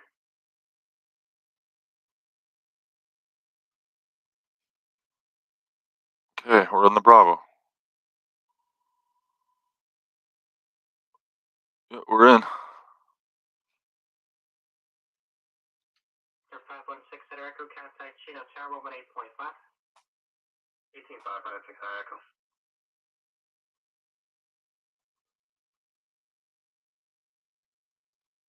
Okay, flying over LA. Let's see what it looks like at night here.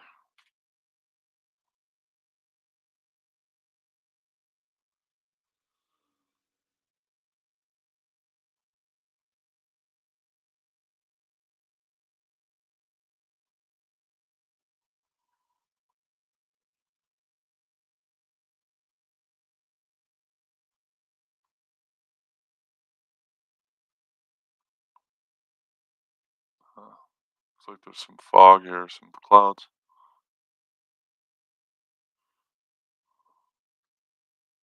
Maybe that's why he put me up this high. Alright, Dodger Stadium is right on my left window here.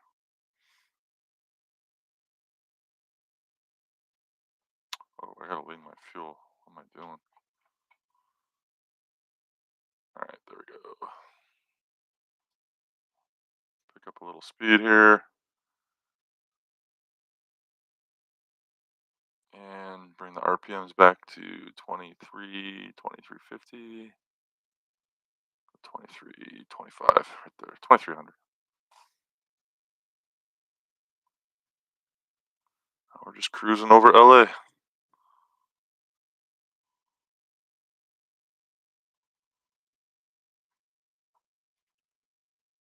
Frame rate is very respectable for high settings Los Angeles.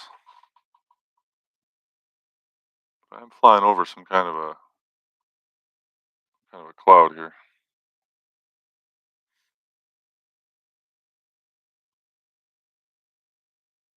Okay, a little more throttle. Just gotta keep an eye on my RPM gauge. It fluctuates a lot.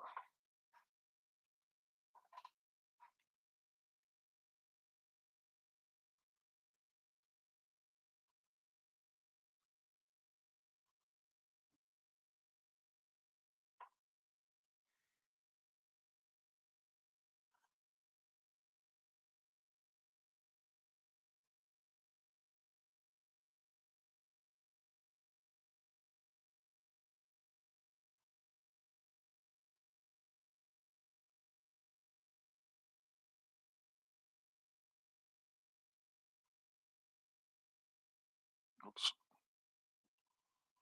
I'll be right back. I gotta make a phone call really quick. I'm on the pilot edge.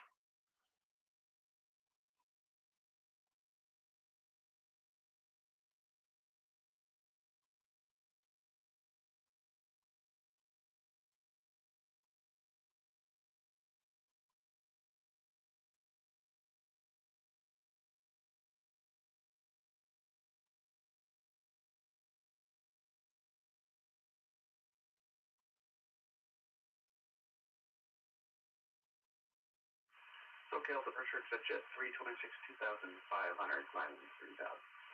Pitch 326, okay, departure, radar contact, climb maintain 9,000. Climb maintain 9,000, pitch at 326. And extension 326, be advised, sir, TNT-17, Tracon needs you at either 13 or 11. Advise your preference. 13, pitch at 326. Ready? Pitch at 326, turn left heading 110. Left turn 110, pitch at 326.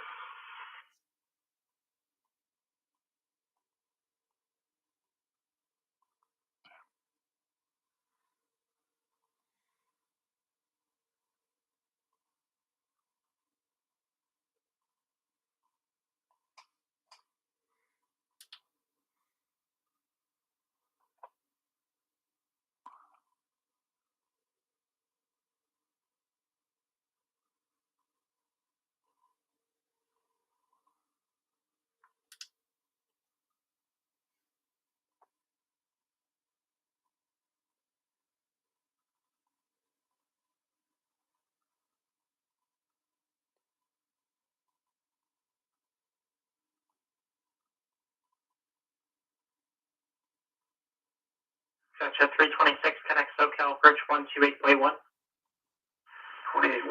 at 326.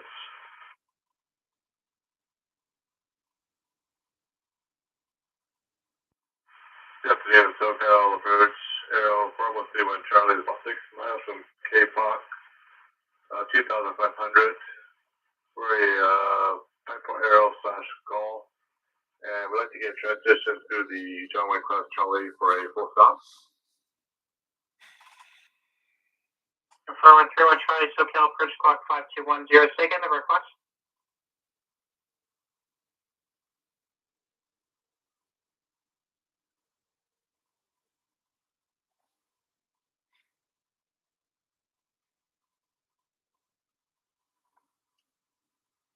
Alright, squad 5120, and we'd like to transition to the John Wayne Class. Might have to make a phone call here. To be a full stop. Okay, just so I understand, you're not transitioning, you want to enter the when? Yeah, sorry, we want to enter full stop. Okay.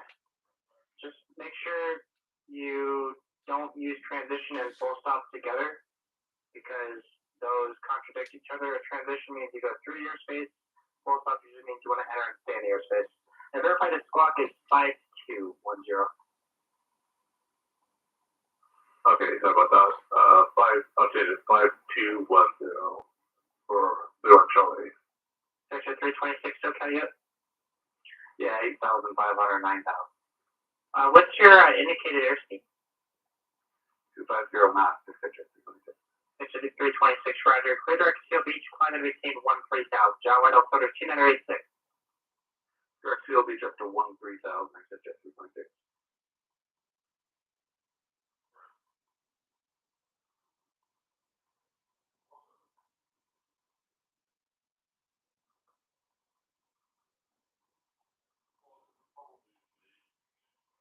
Air 4131 Charlie, radar contact about 100 miles northeast of Fullerton Airport. John Wayne, Altimeter 2986, information Delta. 2986, 51 Charlie. Or 31 Charlie.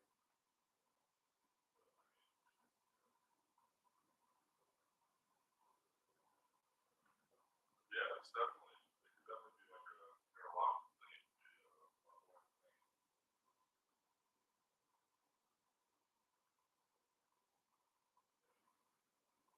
Approach, Scout, 516 Echo on the missed approach for VFR 26 right.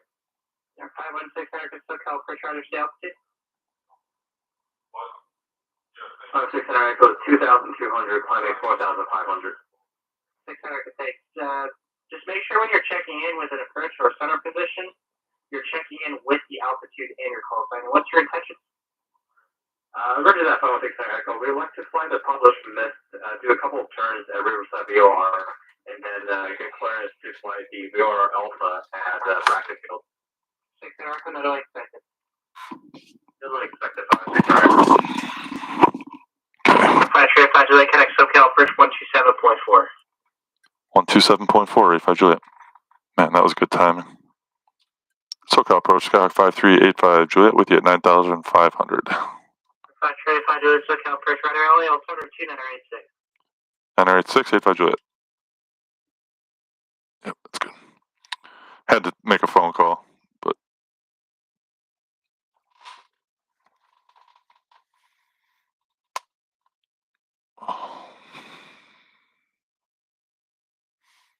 All right, how are we doing here? Coastal or Coliseum transition route, like right over LA right now. Yeah, it looks like there's a lot of washed out, like a lot of scenery washed out with clouds.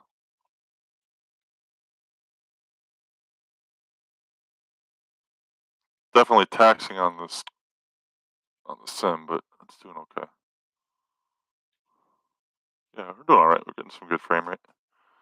I think just the downloading of the auto ortho stream combined with the streaming and running Pilot Edge, that's just like the trifecta of things that hog the bandwidth. So I think this is just tough on the computer. All right, so I'm going to start briefing what I do after I leave Los Angeles here. So I hit Seal Beach VOR, and then I leave that on the 120 radial. Direct to like Santa Ana, Costa Mesa. And from there I break left, 97 heading over a wilderness area. But I'm going to be high enough to clear that to waypoint Silto. And then I make a right turn. Basically, I'm going to hook around the San Diego Bravo right before Ramona. Fly in VFR to Gillespie Field, which is a Delta. So all I have to do is call the tower and let them know I'm inbound for a full stop. Don't have to deal with any of the San Diego Bravo. I didn't feel like transitioning that. The LA was enough.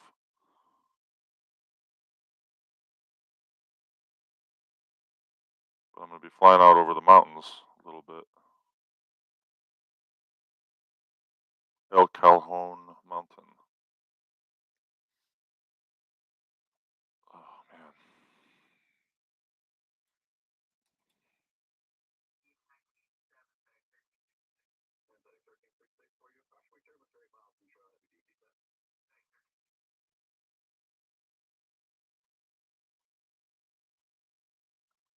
Long Beach is just off my right here.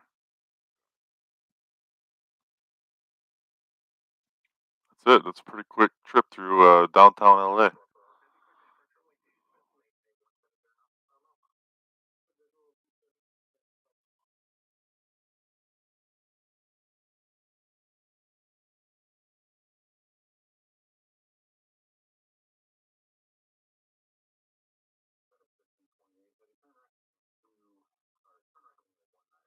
Oh, you know what I shouldn't do? I should have done is put on the Seal Beach VOR 3.5 miles. Yeah.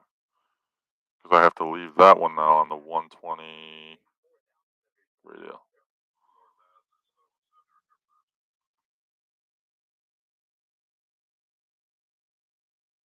And then 9 miles out of this VOR, and I'm out of the LA Bravo. Be out of here in 5 minutes. Not a great view though. Very fogged over.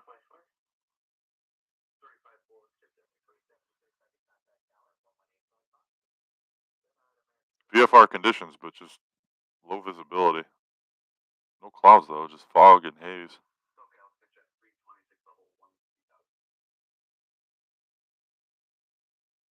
Oh well.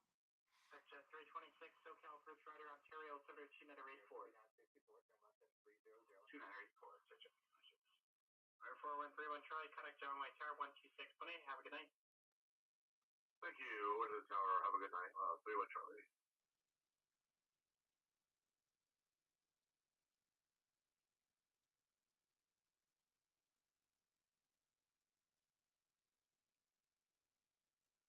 Okay, over Seal Beach VOR. Los Alamitos.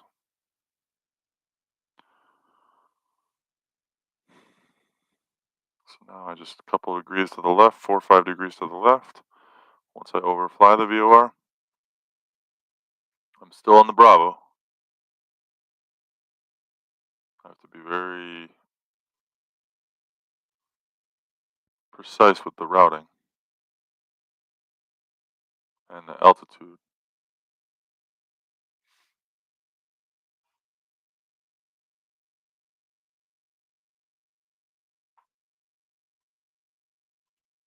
Frame rate's good.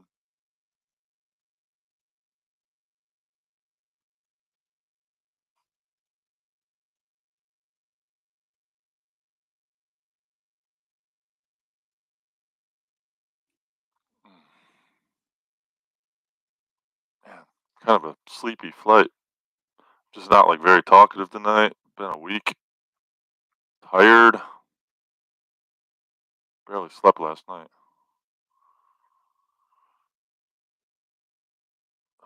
Here I am, and here you guys are. Thanks for hanging out with me. After I clear this LA airspace, I'm going to have to go take a quick piss. I'll be flying over Orange County here in a second, but I'm way over their airspace. John Wayne. But I'm pretty much over Orange County right now.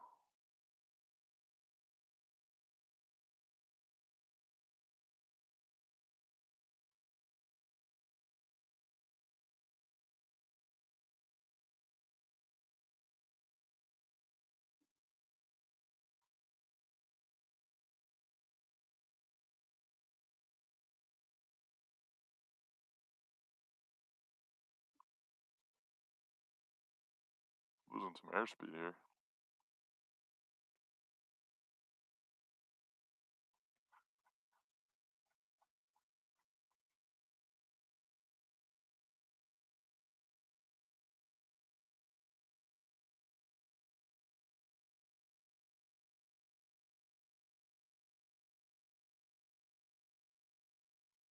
SoCal approach California 600 Echo entered the hold at Riverside VOR. 600 approach.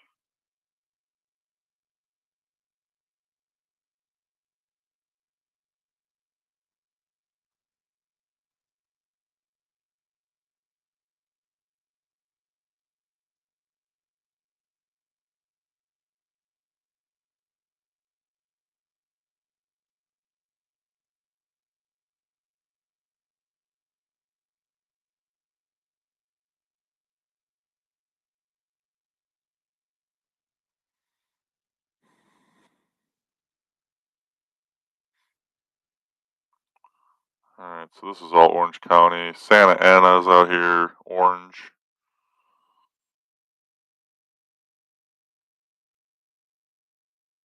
Got Newport Beach up here. Laguna Beach is on the other end of that mountain over there.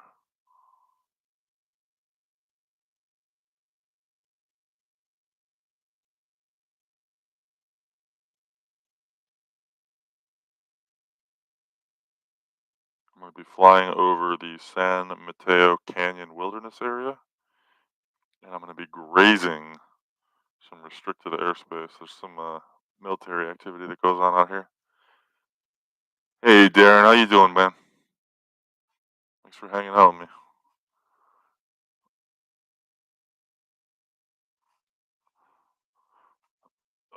Just doing a little night flight through Los Angeles right now, using Pilot Edge for ATC.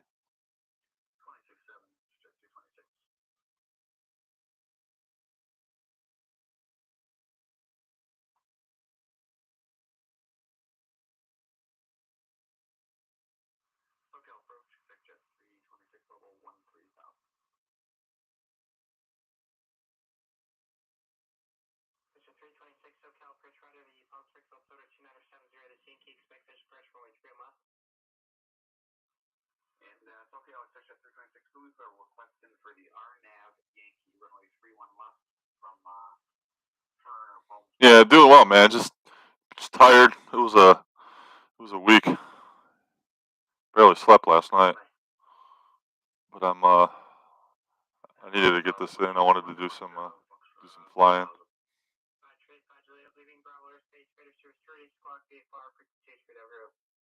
Leaving the Bravo, squawk and VFR, frequency change approved. Have a good night. If I enjoy it. Answer. Alright. Now I can shut off the ATC. Don't even need them. Let's go. I'm going to actually just tune into tower right now.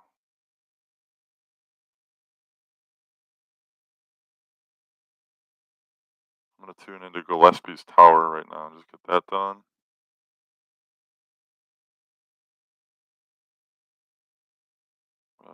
Maybe not.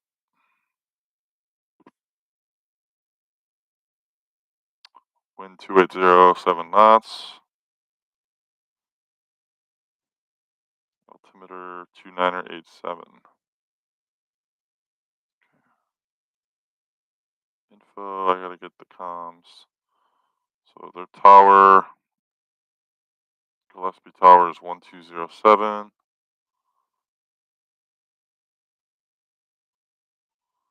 That's not gonna be for a while yet though. And then I'll put on their ATIS 12545.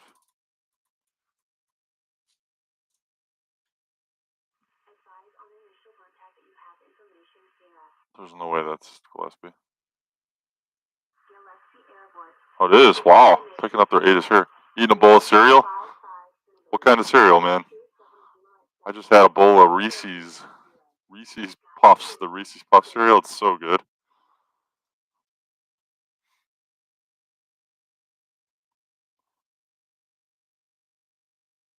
Cereal before bed is so good. Alright, now that I'm clear of the Bravo here, I can chill a little bit now. The rest of this flight will be a lot easier. So I have a 32-mile stretch. But yeah, I'm getting Gillespie Field's ATIS already, so that's a good sign. Let me listen to it once.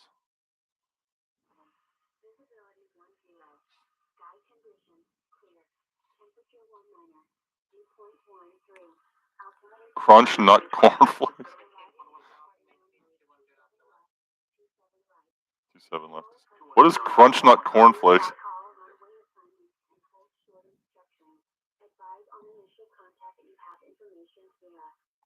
Alright, I'll get that ATIS later. I've never heard of crunch nut cornflakes, man. I mean, like, just like the Kellogg's cornflakes, or is that like something different?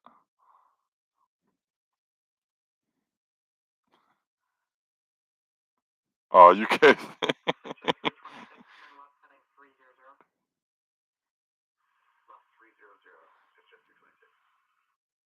crazy. It's like you're 5 hours ahead of me, man, and I'm tired.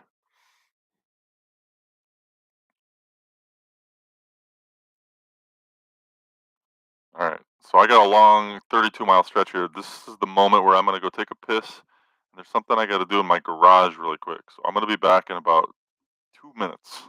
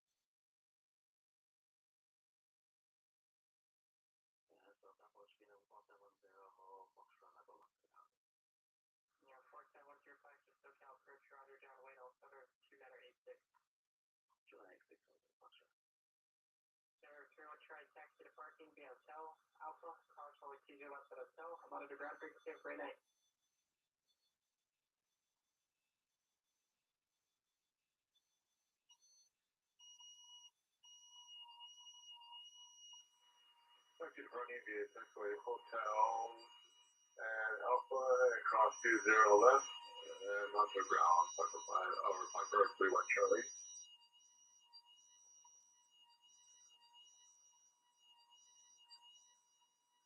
Hotel First Cal, final 6 Echo with Tango at bracket field. Request clearance to bracket field for the VR Alpha from Pomona VR. Got my stall horn going off. Yikes. 516 Echo is clear to bracket airport via Pomona direct. Maintain 5,000. Pomona. That could have been bad. Maintain 5,000 clear to bracket field. I gotta maintain control here. I heard my stall horn going off. I was gonna make myself a drink. Kellogg's. Okay, Kellogg's corn. The peanut pieces, but attached to the cornflakes. Man, what happened there? Expect VR Alpha 516 Echo. Section 326, clear X Fern, cross Fern at 11,000, clear the RNAV runway 31 left square. I'm gonna descend. I don't like this altitude. Let's get down to 75.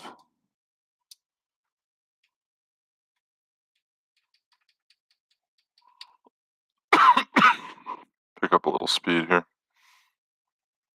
I'm gonna get down to 7,500, and then I'm definitely going to go make myself another drink.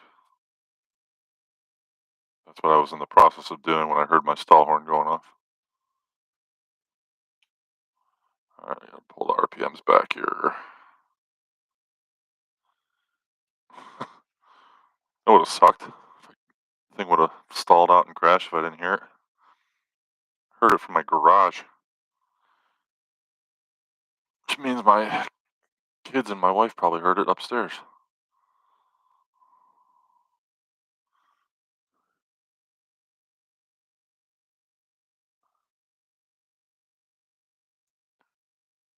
Descending a little and then not descending, then not. Yeah, I don't know. It's the RPMs have been fluctuating a lot. I don't. Downdraft, turbulence. I don't know.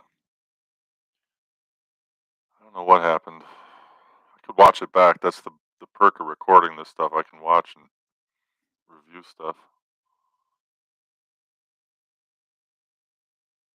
However, there's a lot of fluctuation in my RPMs. I'm using the Laminar 172 with, I'm using the Laminar 172 with X-aerodynamics enhanced flight model, and then the Reality Expansion Pack that's tacked onto it, and then Boris AudioWorks audio. It's like the perfect plane. But the engine is only 160 horsepower. It's tough to climb and maintain altitudes like that. Sorry, I didn't see this. Do we have both mags on? Yeah, both the mags are on. I went through the checklist.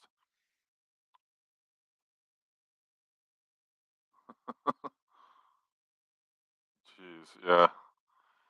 You got to do the mag check before takeoff always.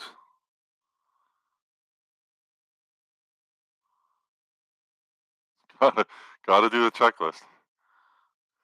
Alright, how's this descent? 8,200. Getting there. Should be making pretty good time on this. You almost thought this was real? Well, dude, I just got back from my garage, and I'm not gonna spell out what I do in there, but when I go to my garage and I come back, I forget that it's not real too. Speaking of which, I gotta go make my drink.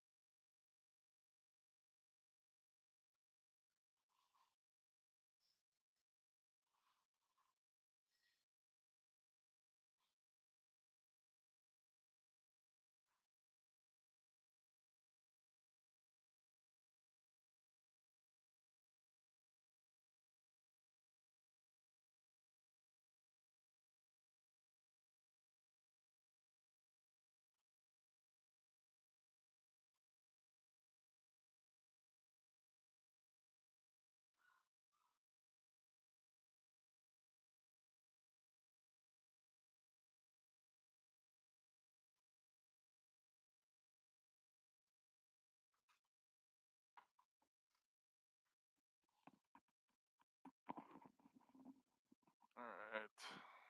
Cheers. Got me a gentleman Jack and Coke.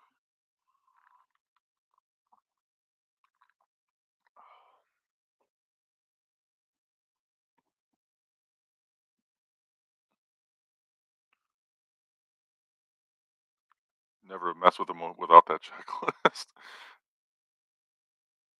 Check both mags on just before takeoff. Definitely.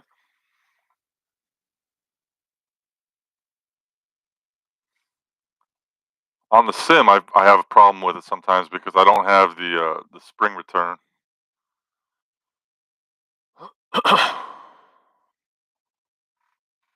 See, I'm losing RPMs again. That's what happened.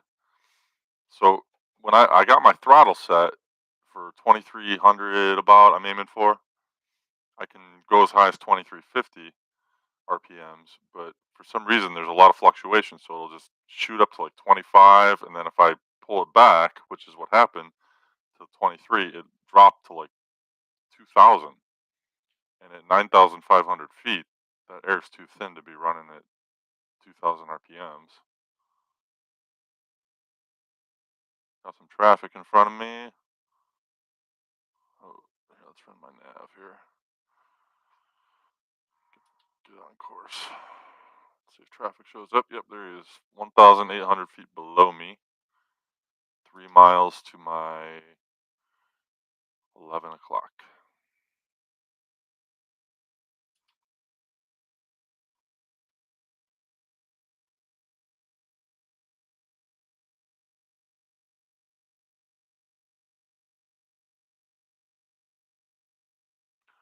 Do the same. If I had waited, the alpha yoke would have had the spring, yeah, in the mag.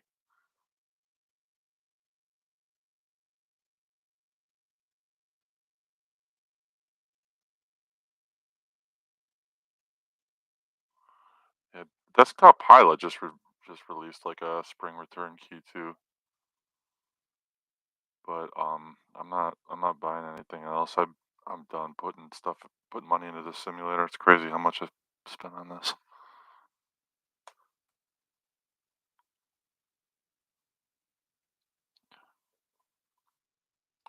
I'm good with it not having the spring return because it reminds me to check it. You know what I mean? Like I'm not reliant on the spring. That's the safer way to practice. Oh, the time, dude, the time that it took to build this thing. It was a night job. I mean, I spent six months, I think.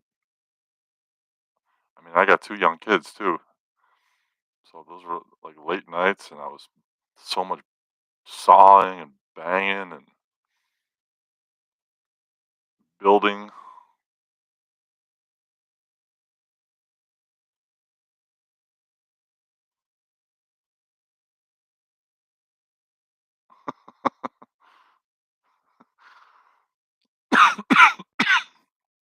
Oh man.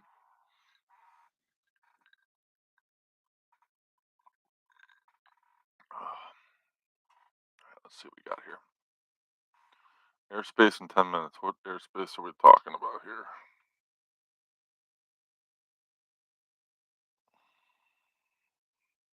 Oh, there's Camp Pendleton. That's restricted.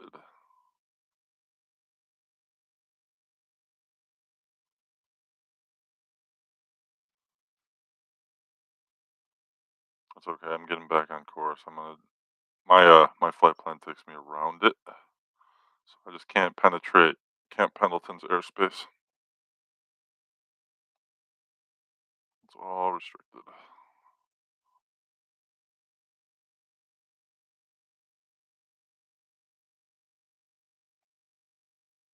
It's a bitch to taxi uphill on the ground.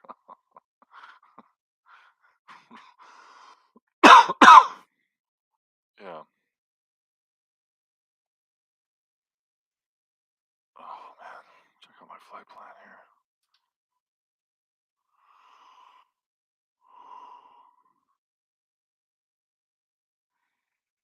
Looks like about another half hour. Be there in a half hour. Relatively short flight tonight. I mean, San Luis Obispo to San Diego. It's not that short, but I've done longer legs for live streams. I'm so tired tonight. I don't think I can do a 3.5 hour, 4 hour flight tonight.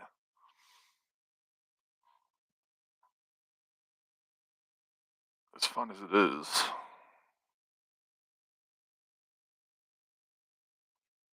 Alright, I'm back on track here.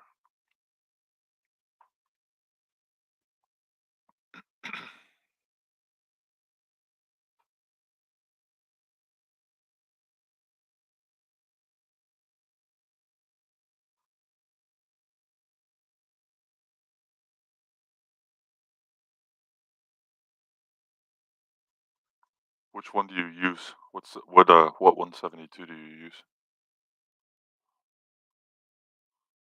Sorry if I'm talking quiet too. I think I gotta keep my voice down a little bit.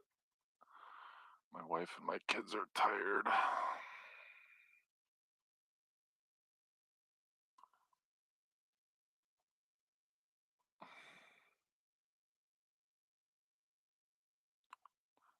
Isn't it crazy how good Boris is?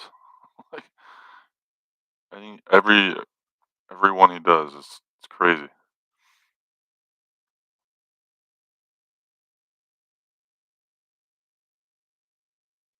You can get it pretty realistic on X-Plane, man. It's pretty damn good.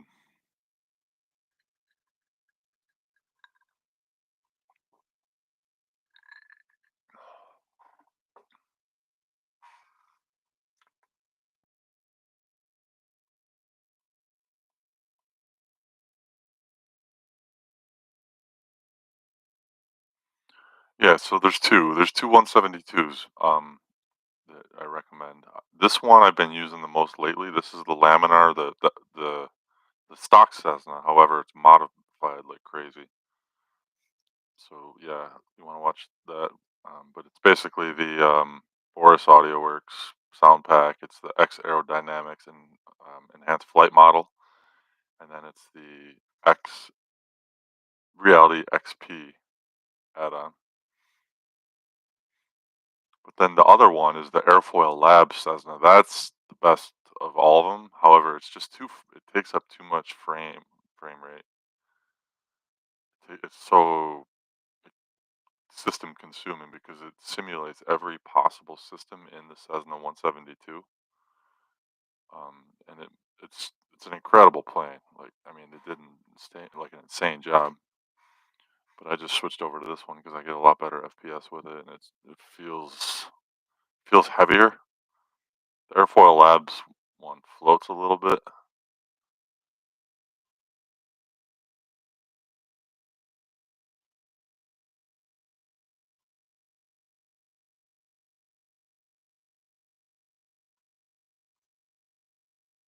Yeah, I love X-Plane 12. I'm definitely a fanboy.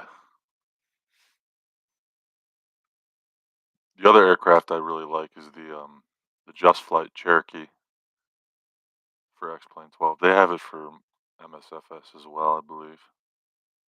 But that's a very good plane. I love the V-Flight airplanes in X-Plane, the 150 and the 140 Cherokee. The Piper Cub is awesome when you put the Reality XP.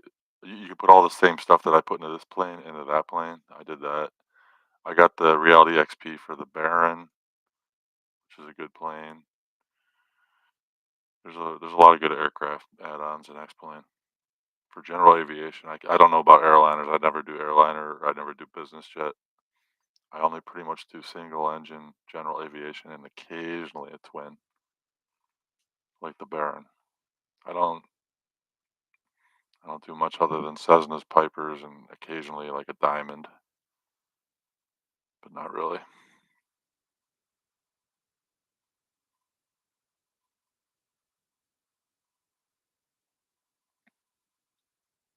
The Cub is a lot of fun, man. I posted a video, like one of the very first videos I made, right when I finished building the sim. It was like when I was testing out all these different aircraft, and recording them and posting the flights just to keep a log of what they all looked like and just tweaking settings and things like that.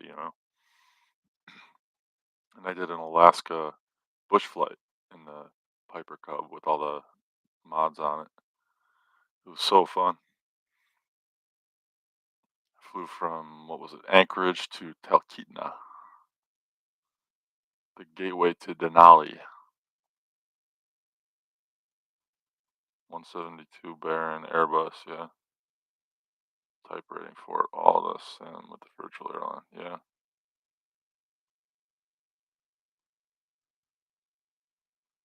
Definitely.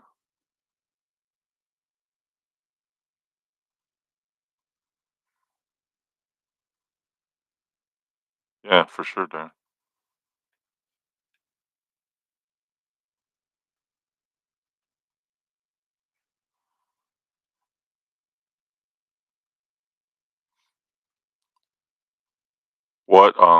What's your favorite thing to fly? What do you think would be your favorite?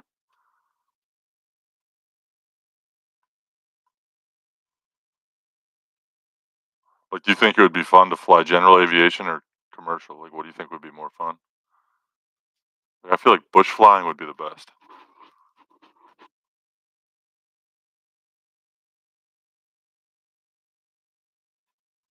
I just feel like the airliners, they just fly themselves really. You're just more like operating a computer most of the time. But general aviation, like you're in it and you're like really controlling it and you're feeling it.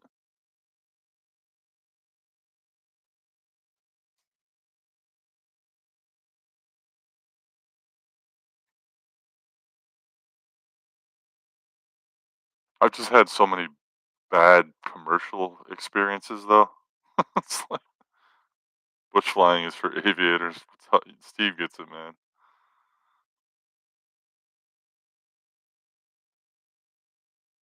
172 to Italy. You know what though, man? I did a multi-leg trip. I started in Rochester, New York. That's where I live, and I went to I made it to Venezuela. So you know, need a lot of time and fuel. But it's a fun way to see the world. Or a small portion of it.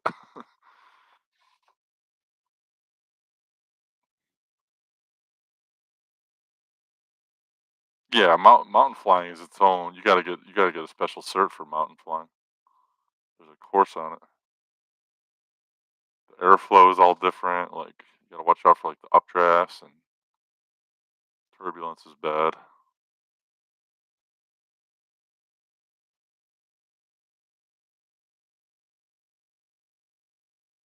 Oh man.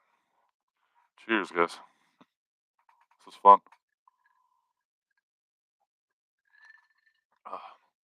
I get a little like messed up and I like feel like I'm actually in the plane. It's it's so fun. I'll for sure be a pancake on the side of the mountain.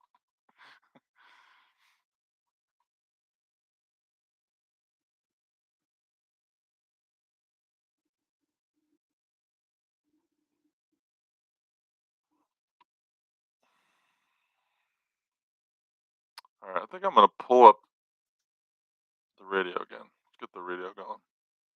So I'm tuning into Gillespie Tower right now.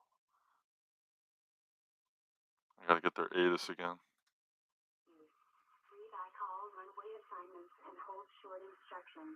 Advise on initial contact that you have information Sierra.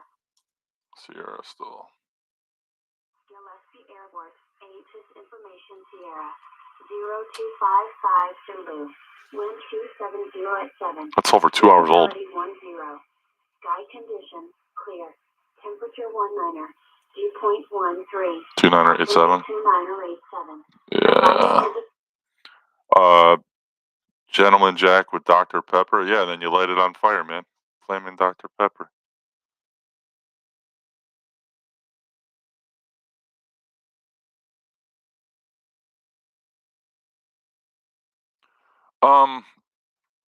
So look, when I have people over, everybody that I have. Sorry, how I got this. 2 miles now northeast, typing it out. Kids 5,400. Oh, that's not me. 600 contact bracket tower 18.2. So whenever I have somebody over, whenever somebody comes over to my house for the first time, they are like definitely interested in this. Like they see it. It's in like a room in my downstairs in my house that you walk by it, you see it. So everybody that comes over is interested in it. Anybody that uses it loves it. But it's just it's like it's a small community of people that are into it. So really into like aviation.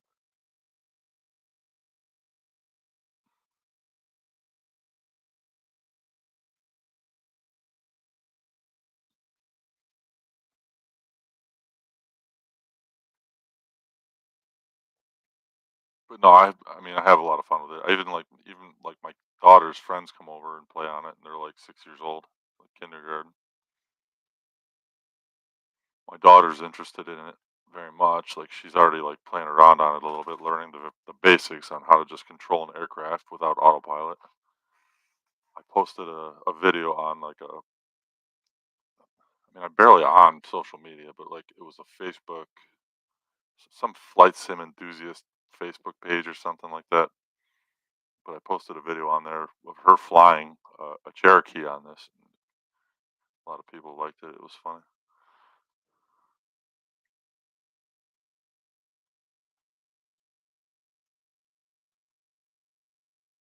I missed a lot of this. Hold on.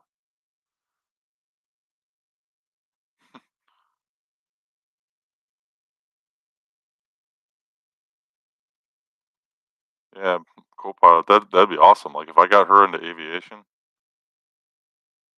it's a great career.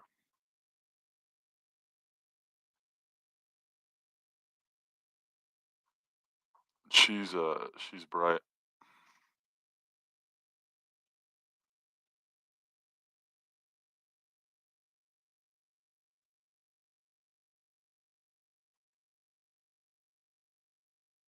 Yeah, 100%. what an awesome hobby, you know? Like,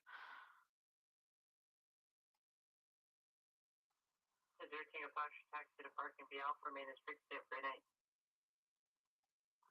Taxi via Alpha to transit parking, 670 Tango Foxtrot. alright, so I'm gonna call Gillespie. Should probably call them like 10 miles out. After I-dime, whatever that waypoint is, once I make the, actually, I gotta be careful here, because if I hit Ramona, 500, I gotta get my airport info. Elevation 388. Wow, this is actually a big airport. Shoot. This is gonna be complicated. 27 left, 27 right. Where the hell am I gonna even park? East Transient is where I want to park. Or west. Either way, I'm gonna exit the runway to the left. If it is after runway 17, then I will taxi to the west ramp. Piece of cake. Alright, so all I have to do now, the night lights look good. I can't tell, man. Like, when I'm trying to watch it too on my phone, but it's so much. I love flying the night flights. Like, it's my favorite. But for some reason, it doesn't look as good on the stream as it does in person. Like, when you're in it, it's so much brighter and like you feel so more immersed in it. And on the video, it looks dark. But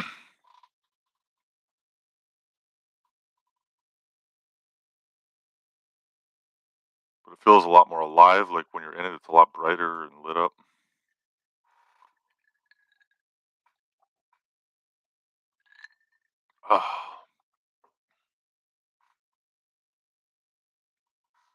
All right, Ramona up here, that is the edge of the Bravo. So I just want to stay to the north of that. Yeah, so basically all I got to do is I'm going to call Gillespie Tower, let them know where I am, my position, my altitude, my intentions, so that I am inbound for a full stop with Sierra. That's the ATIS I've got. And hopefully they'll just clear me in for like a straight in. Let me see here. Home cockpit. Yeah, start small, man. I don't know if you have anything or what you got, but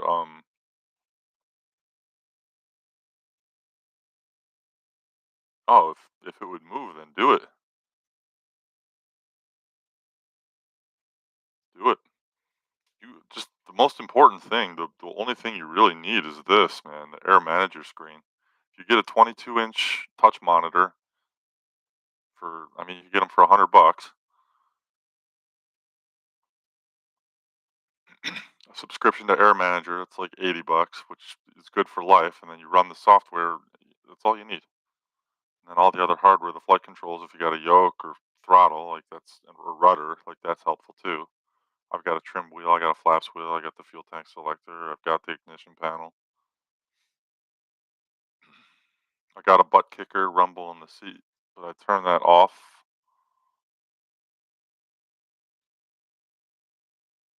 Oh yeah, you got what you need then. Just get Air Manager.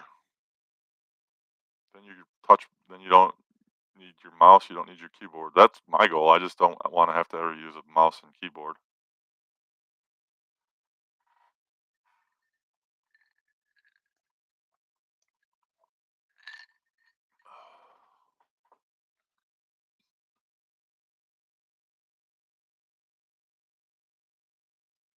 Yeah, that's an easy part though. All you need is 3 monitors and you can mount them, or you can put them on a desk stand. You can put them on a stand, like a TV stand, a triple monitor stand. Or just do a ultra wide screen. Just do one. Just don't do the full enclosure. Get better frame rate. I like this because you get the 240-degree field of view. So like when you're looking straight ahead, the deepest part of your peripheral, you're still not looking off screen by a long shot.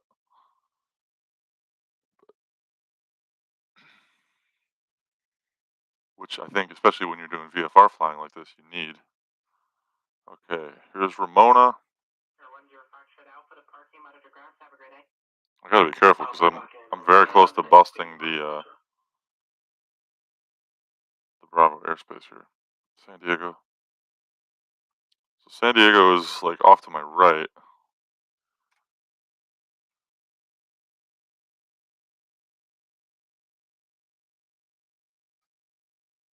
What are you using for a monitor now?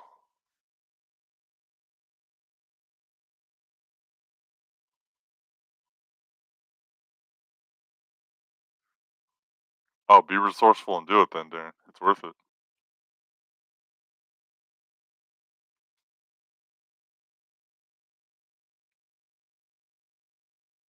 Alright, you're running a single?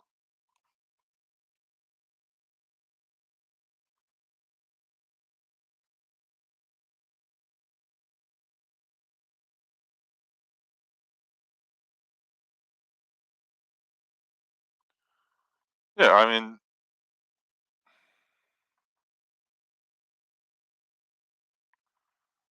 yeah, like for sure. Have you considered the ultra wides or no? That was something I don't want to say I wish I would have done. I have no regrets, but I built this exactly how I like envisioned it and wanted it.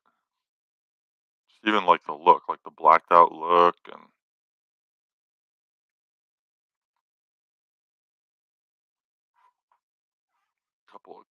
couple of little stickers on just for a little character. Some lights. Hook that up to a rocker switch. Some lights.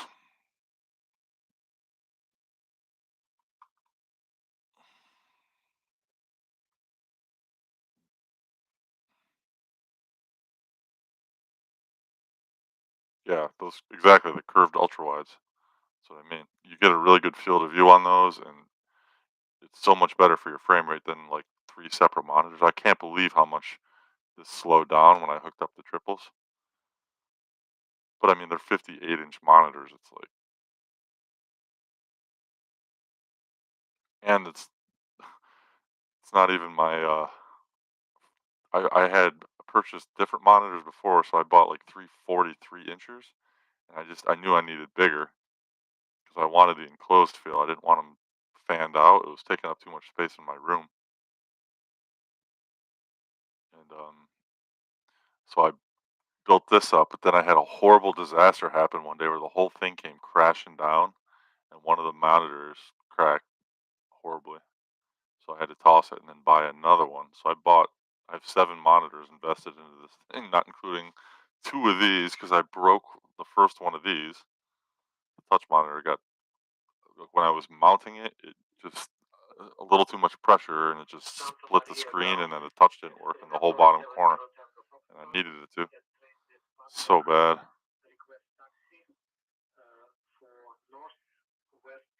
Sorry, I missed all this, man. Hold on.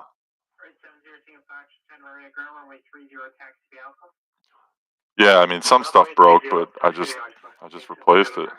The hard part was just rebuilding it again. All right, I gotta get focused here. I gotta make a call here. So Gillespie Field.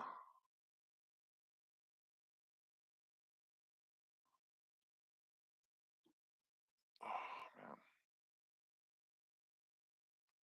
get the ATIS one more time. Yep, sterile cockpit, exactly. Still Sierra. Jeez. Okay. Alright. Alright, make my call here. Gillespie Tower, Skyhawk 5385 Juliet, 15 miles northeast at 7,500, inbound for a full stop with Sierra.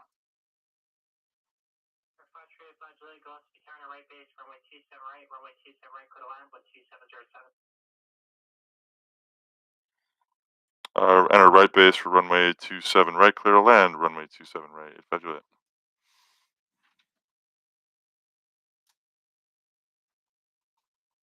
Alright. Right base, 27 right.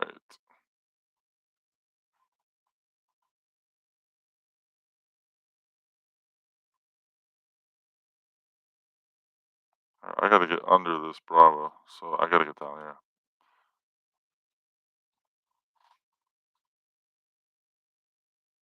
I'm over El Cajon Mountain right now.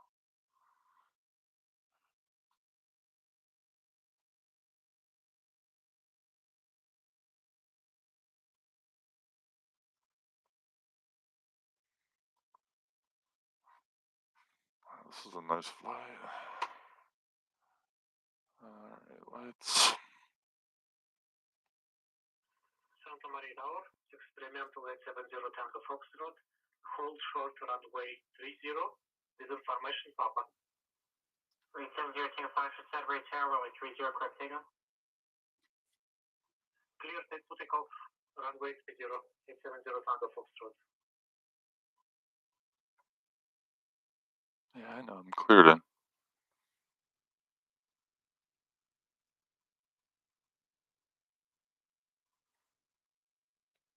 Alright, so I'm going to make a right turn here in about 1 minute, 2 miles from my final waypoint.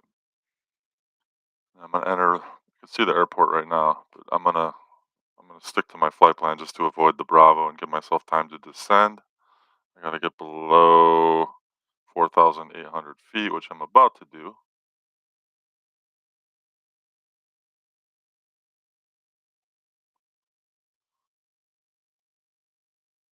Going a little fast here, though.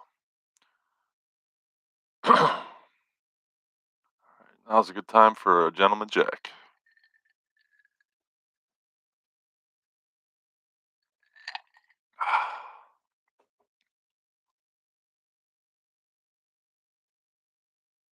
Alright, under the Bravo.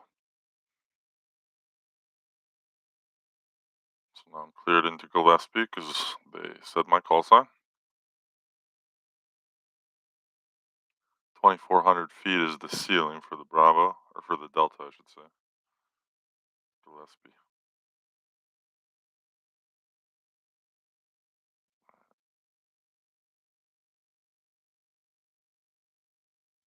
Let's get this on map. Keep my bearings.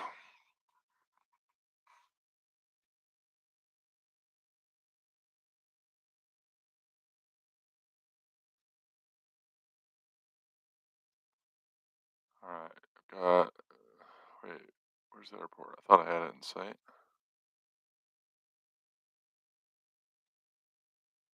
Shoot. Alright, I'm gonna bring this in at about 2,400. Where's the airport? I had it in sight. Oh, there it is. I got it.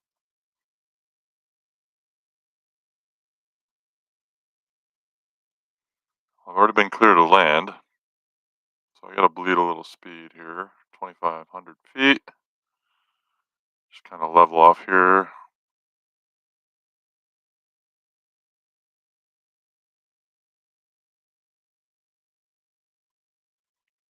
I'm flying under the Bravo in a minute. San Diego. So this Gillespie airport looks like it's a little further east of the shore, but it's clear of San Diego International. This is by like El Cajon. I don't know San Diego at all though. Never been there. Alright, enter the right base here.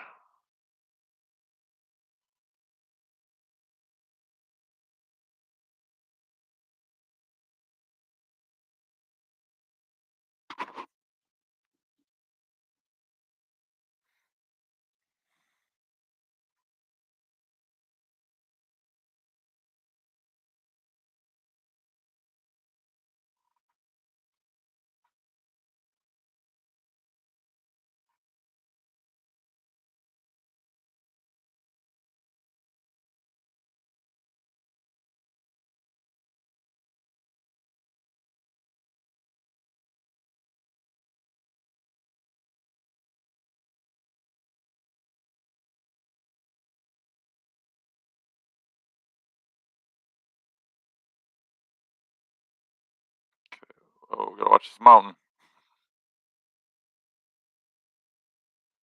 Little too low here. I should have been at like 2,500. I see the mountain. I mean, I'm flying VFR, but that's a little too close.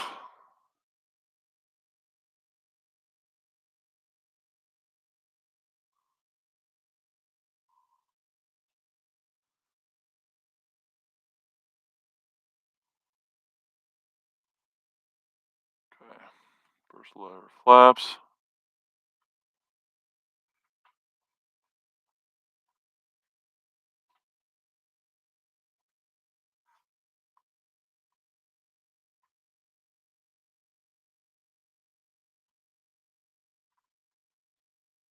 Coming in way too fast, way too high.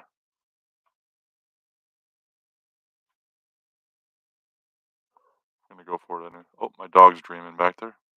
Quiet, Scout. I'm landing. Wait, man, I'm like really overdoing this with the rudder right now. I'm trying to slow down as quickly as possible here. Oh, taxi light landing light on, please. Oh, this is a horrible landing. Way too fast. I can write this. I don't need to do a mist here. I got it. I got it. I got it.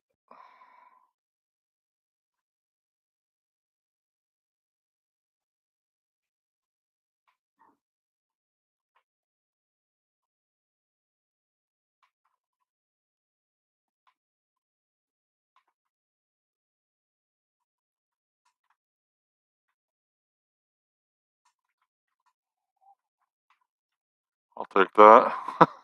Came in way too fast, way too high, but that was cleared. All right.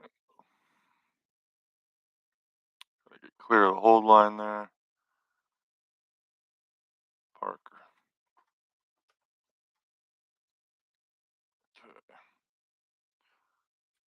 Gillespie Tower, Skyhawk 5385 Juliet is clear of 27 right at Bravo. Request taxi to East Transient Parking. Taxi to parking via Bravo Delta, cross runway 27 left at Bravo. Remain this frequency. Have a great night. Bravo Delta 27 left and Bravo. Stay with you. 85 Juliet. Good night.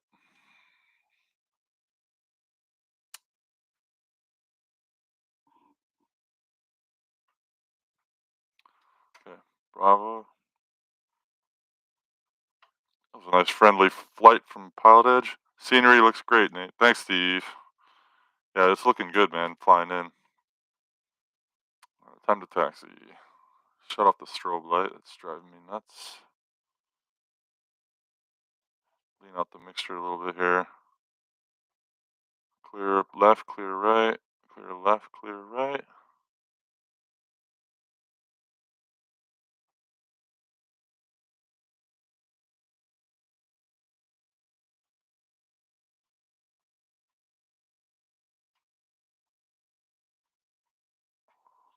Bravo, Delta, Bravo. Yeah.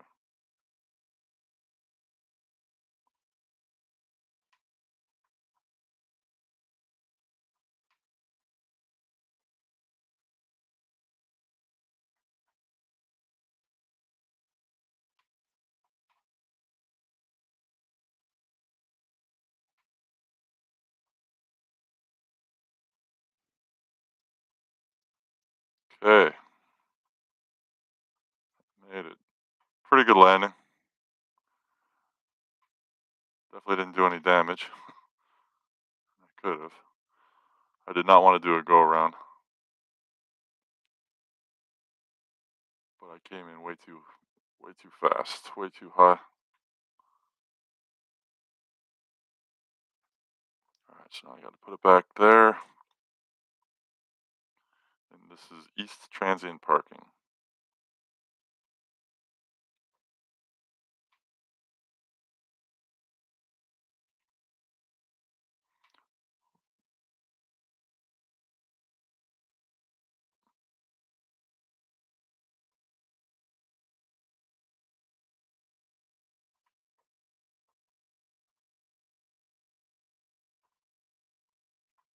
Okay, right over here.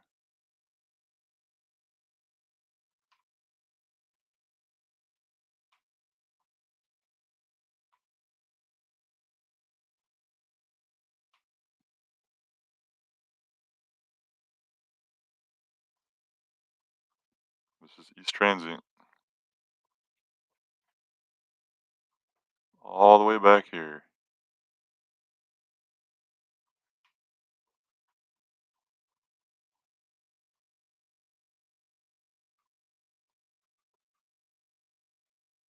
Turn in.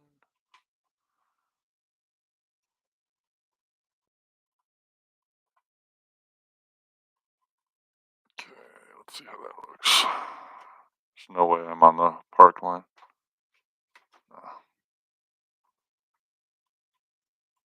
Yeah. Oops. I'll see that again. Yeah, not a great parking job.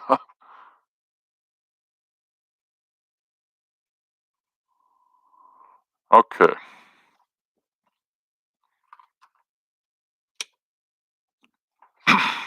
Go through the checklist here. Flaps are up. Trim set for takeoff. Strobes off. Taxi off. Landing off. I could leave the taxi on. Altitude for transponder. ELT is silent. Avionics off. Mixture. Bowling off. Lights off. Done.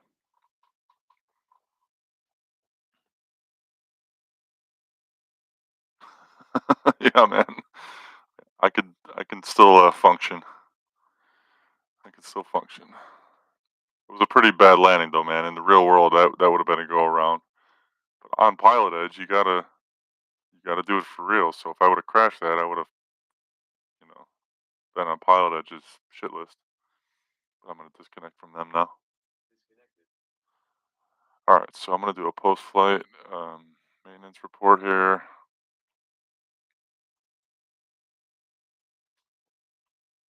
Cylinders are okay. Oil fluid, 44 hours still before change.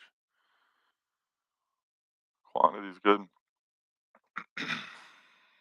Filter's good. Pump's good. Okay.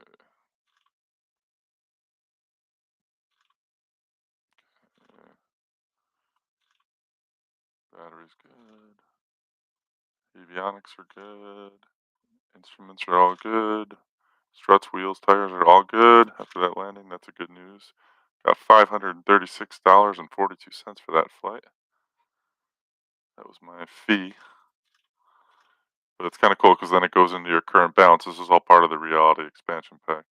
And then, when you need maintenance done, or like let's say you need, perfect example, gotta get new cylinders.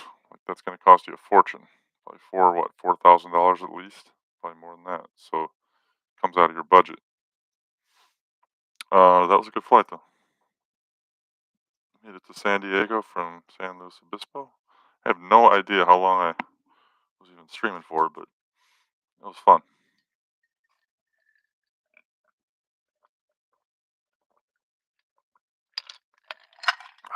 So was that.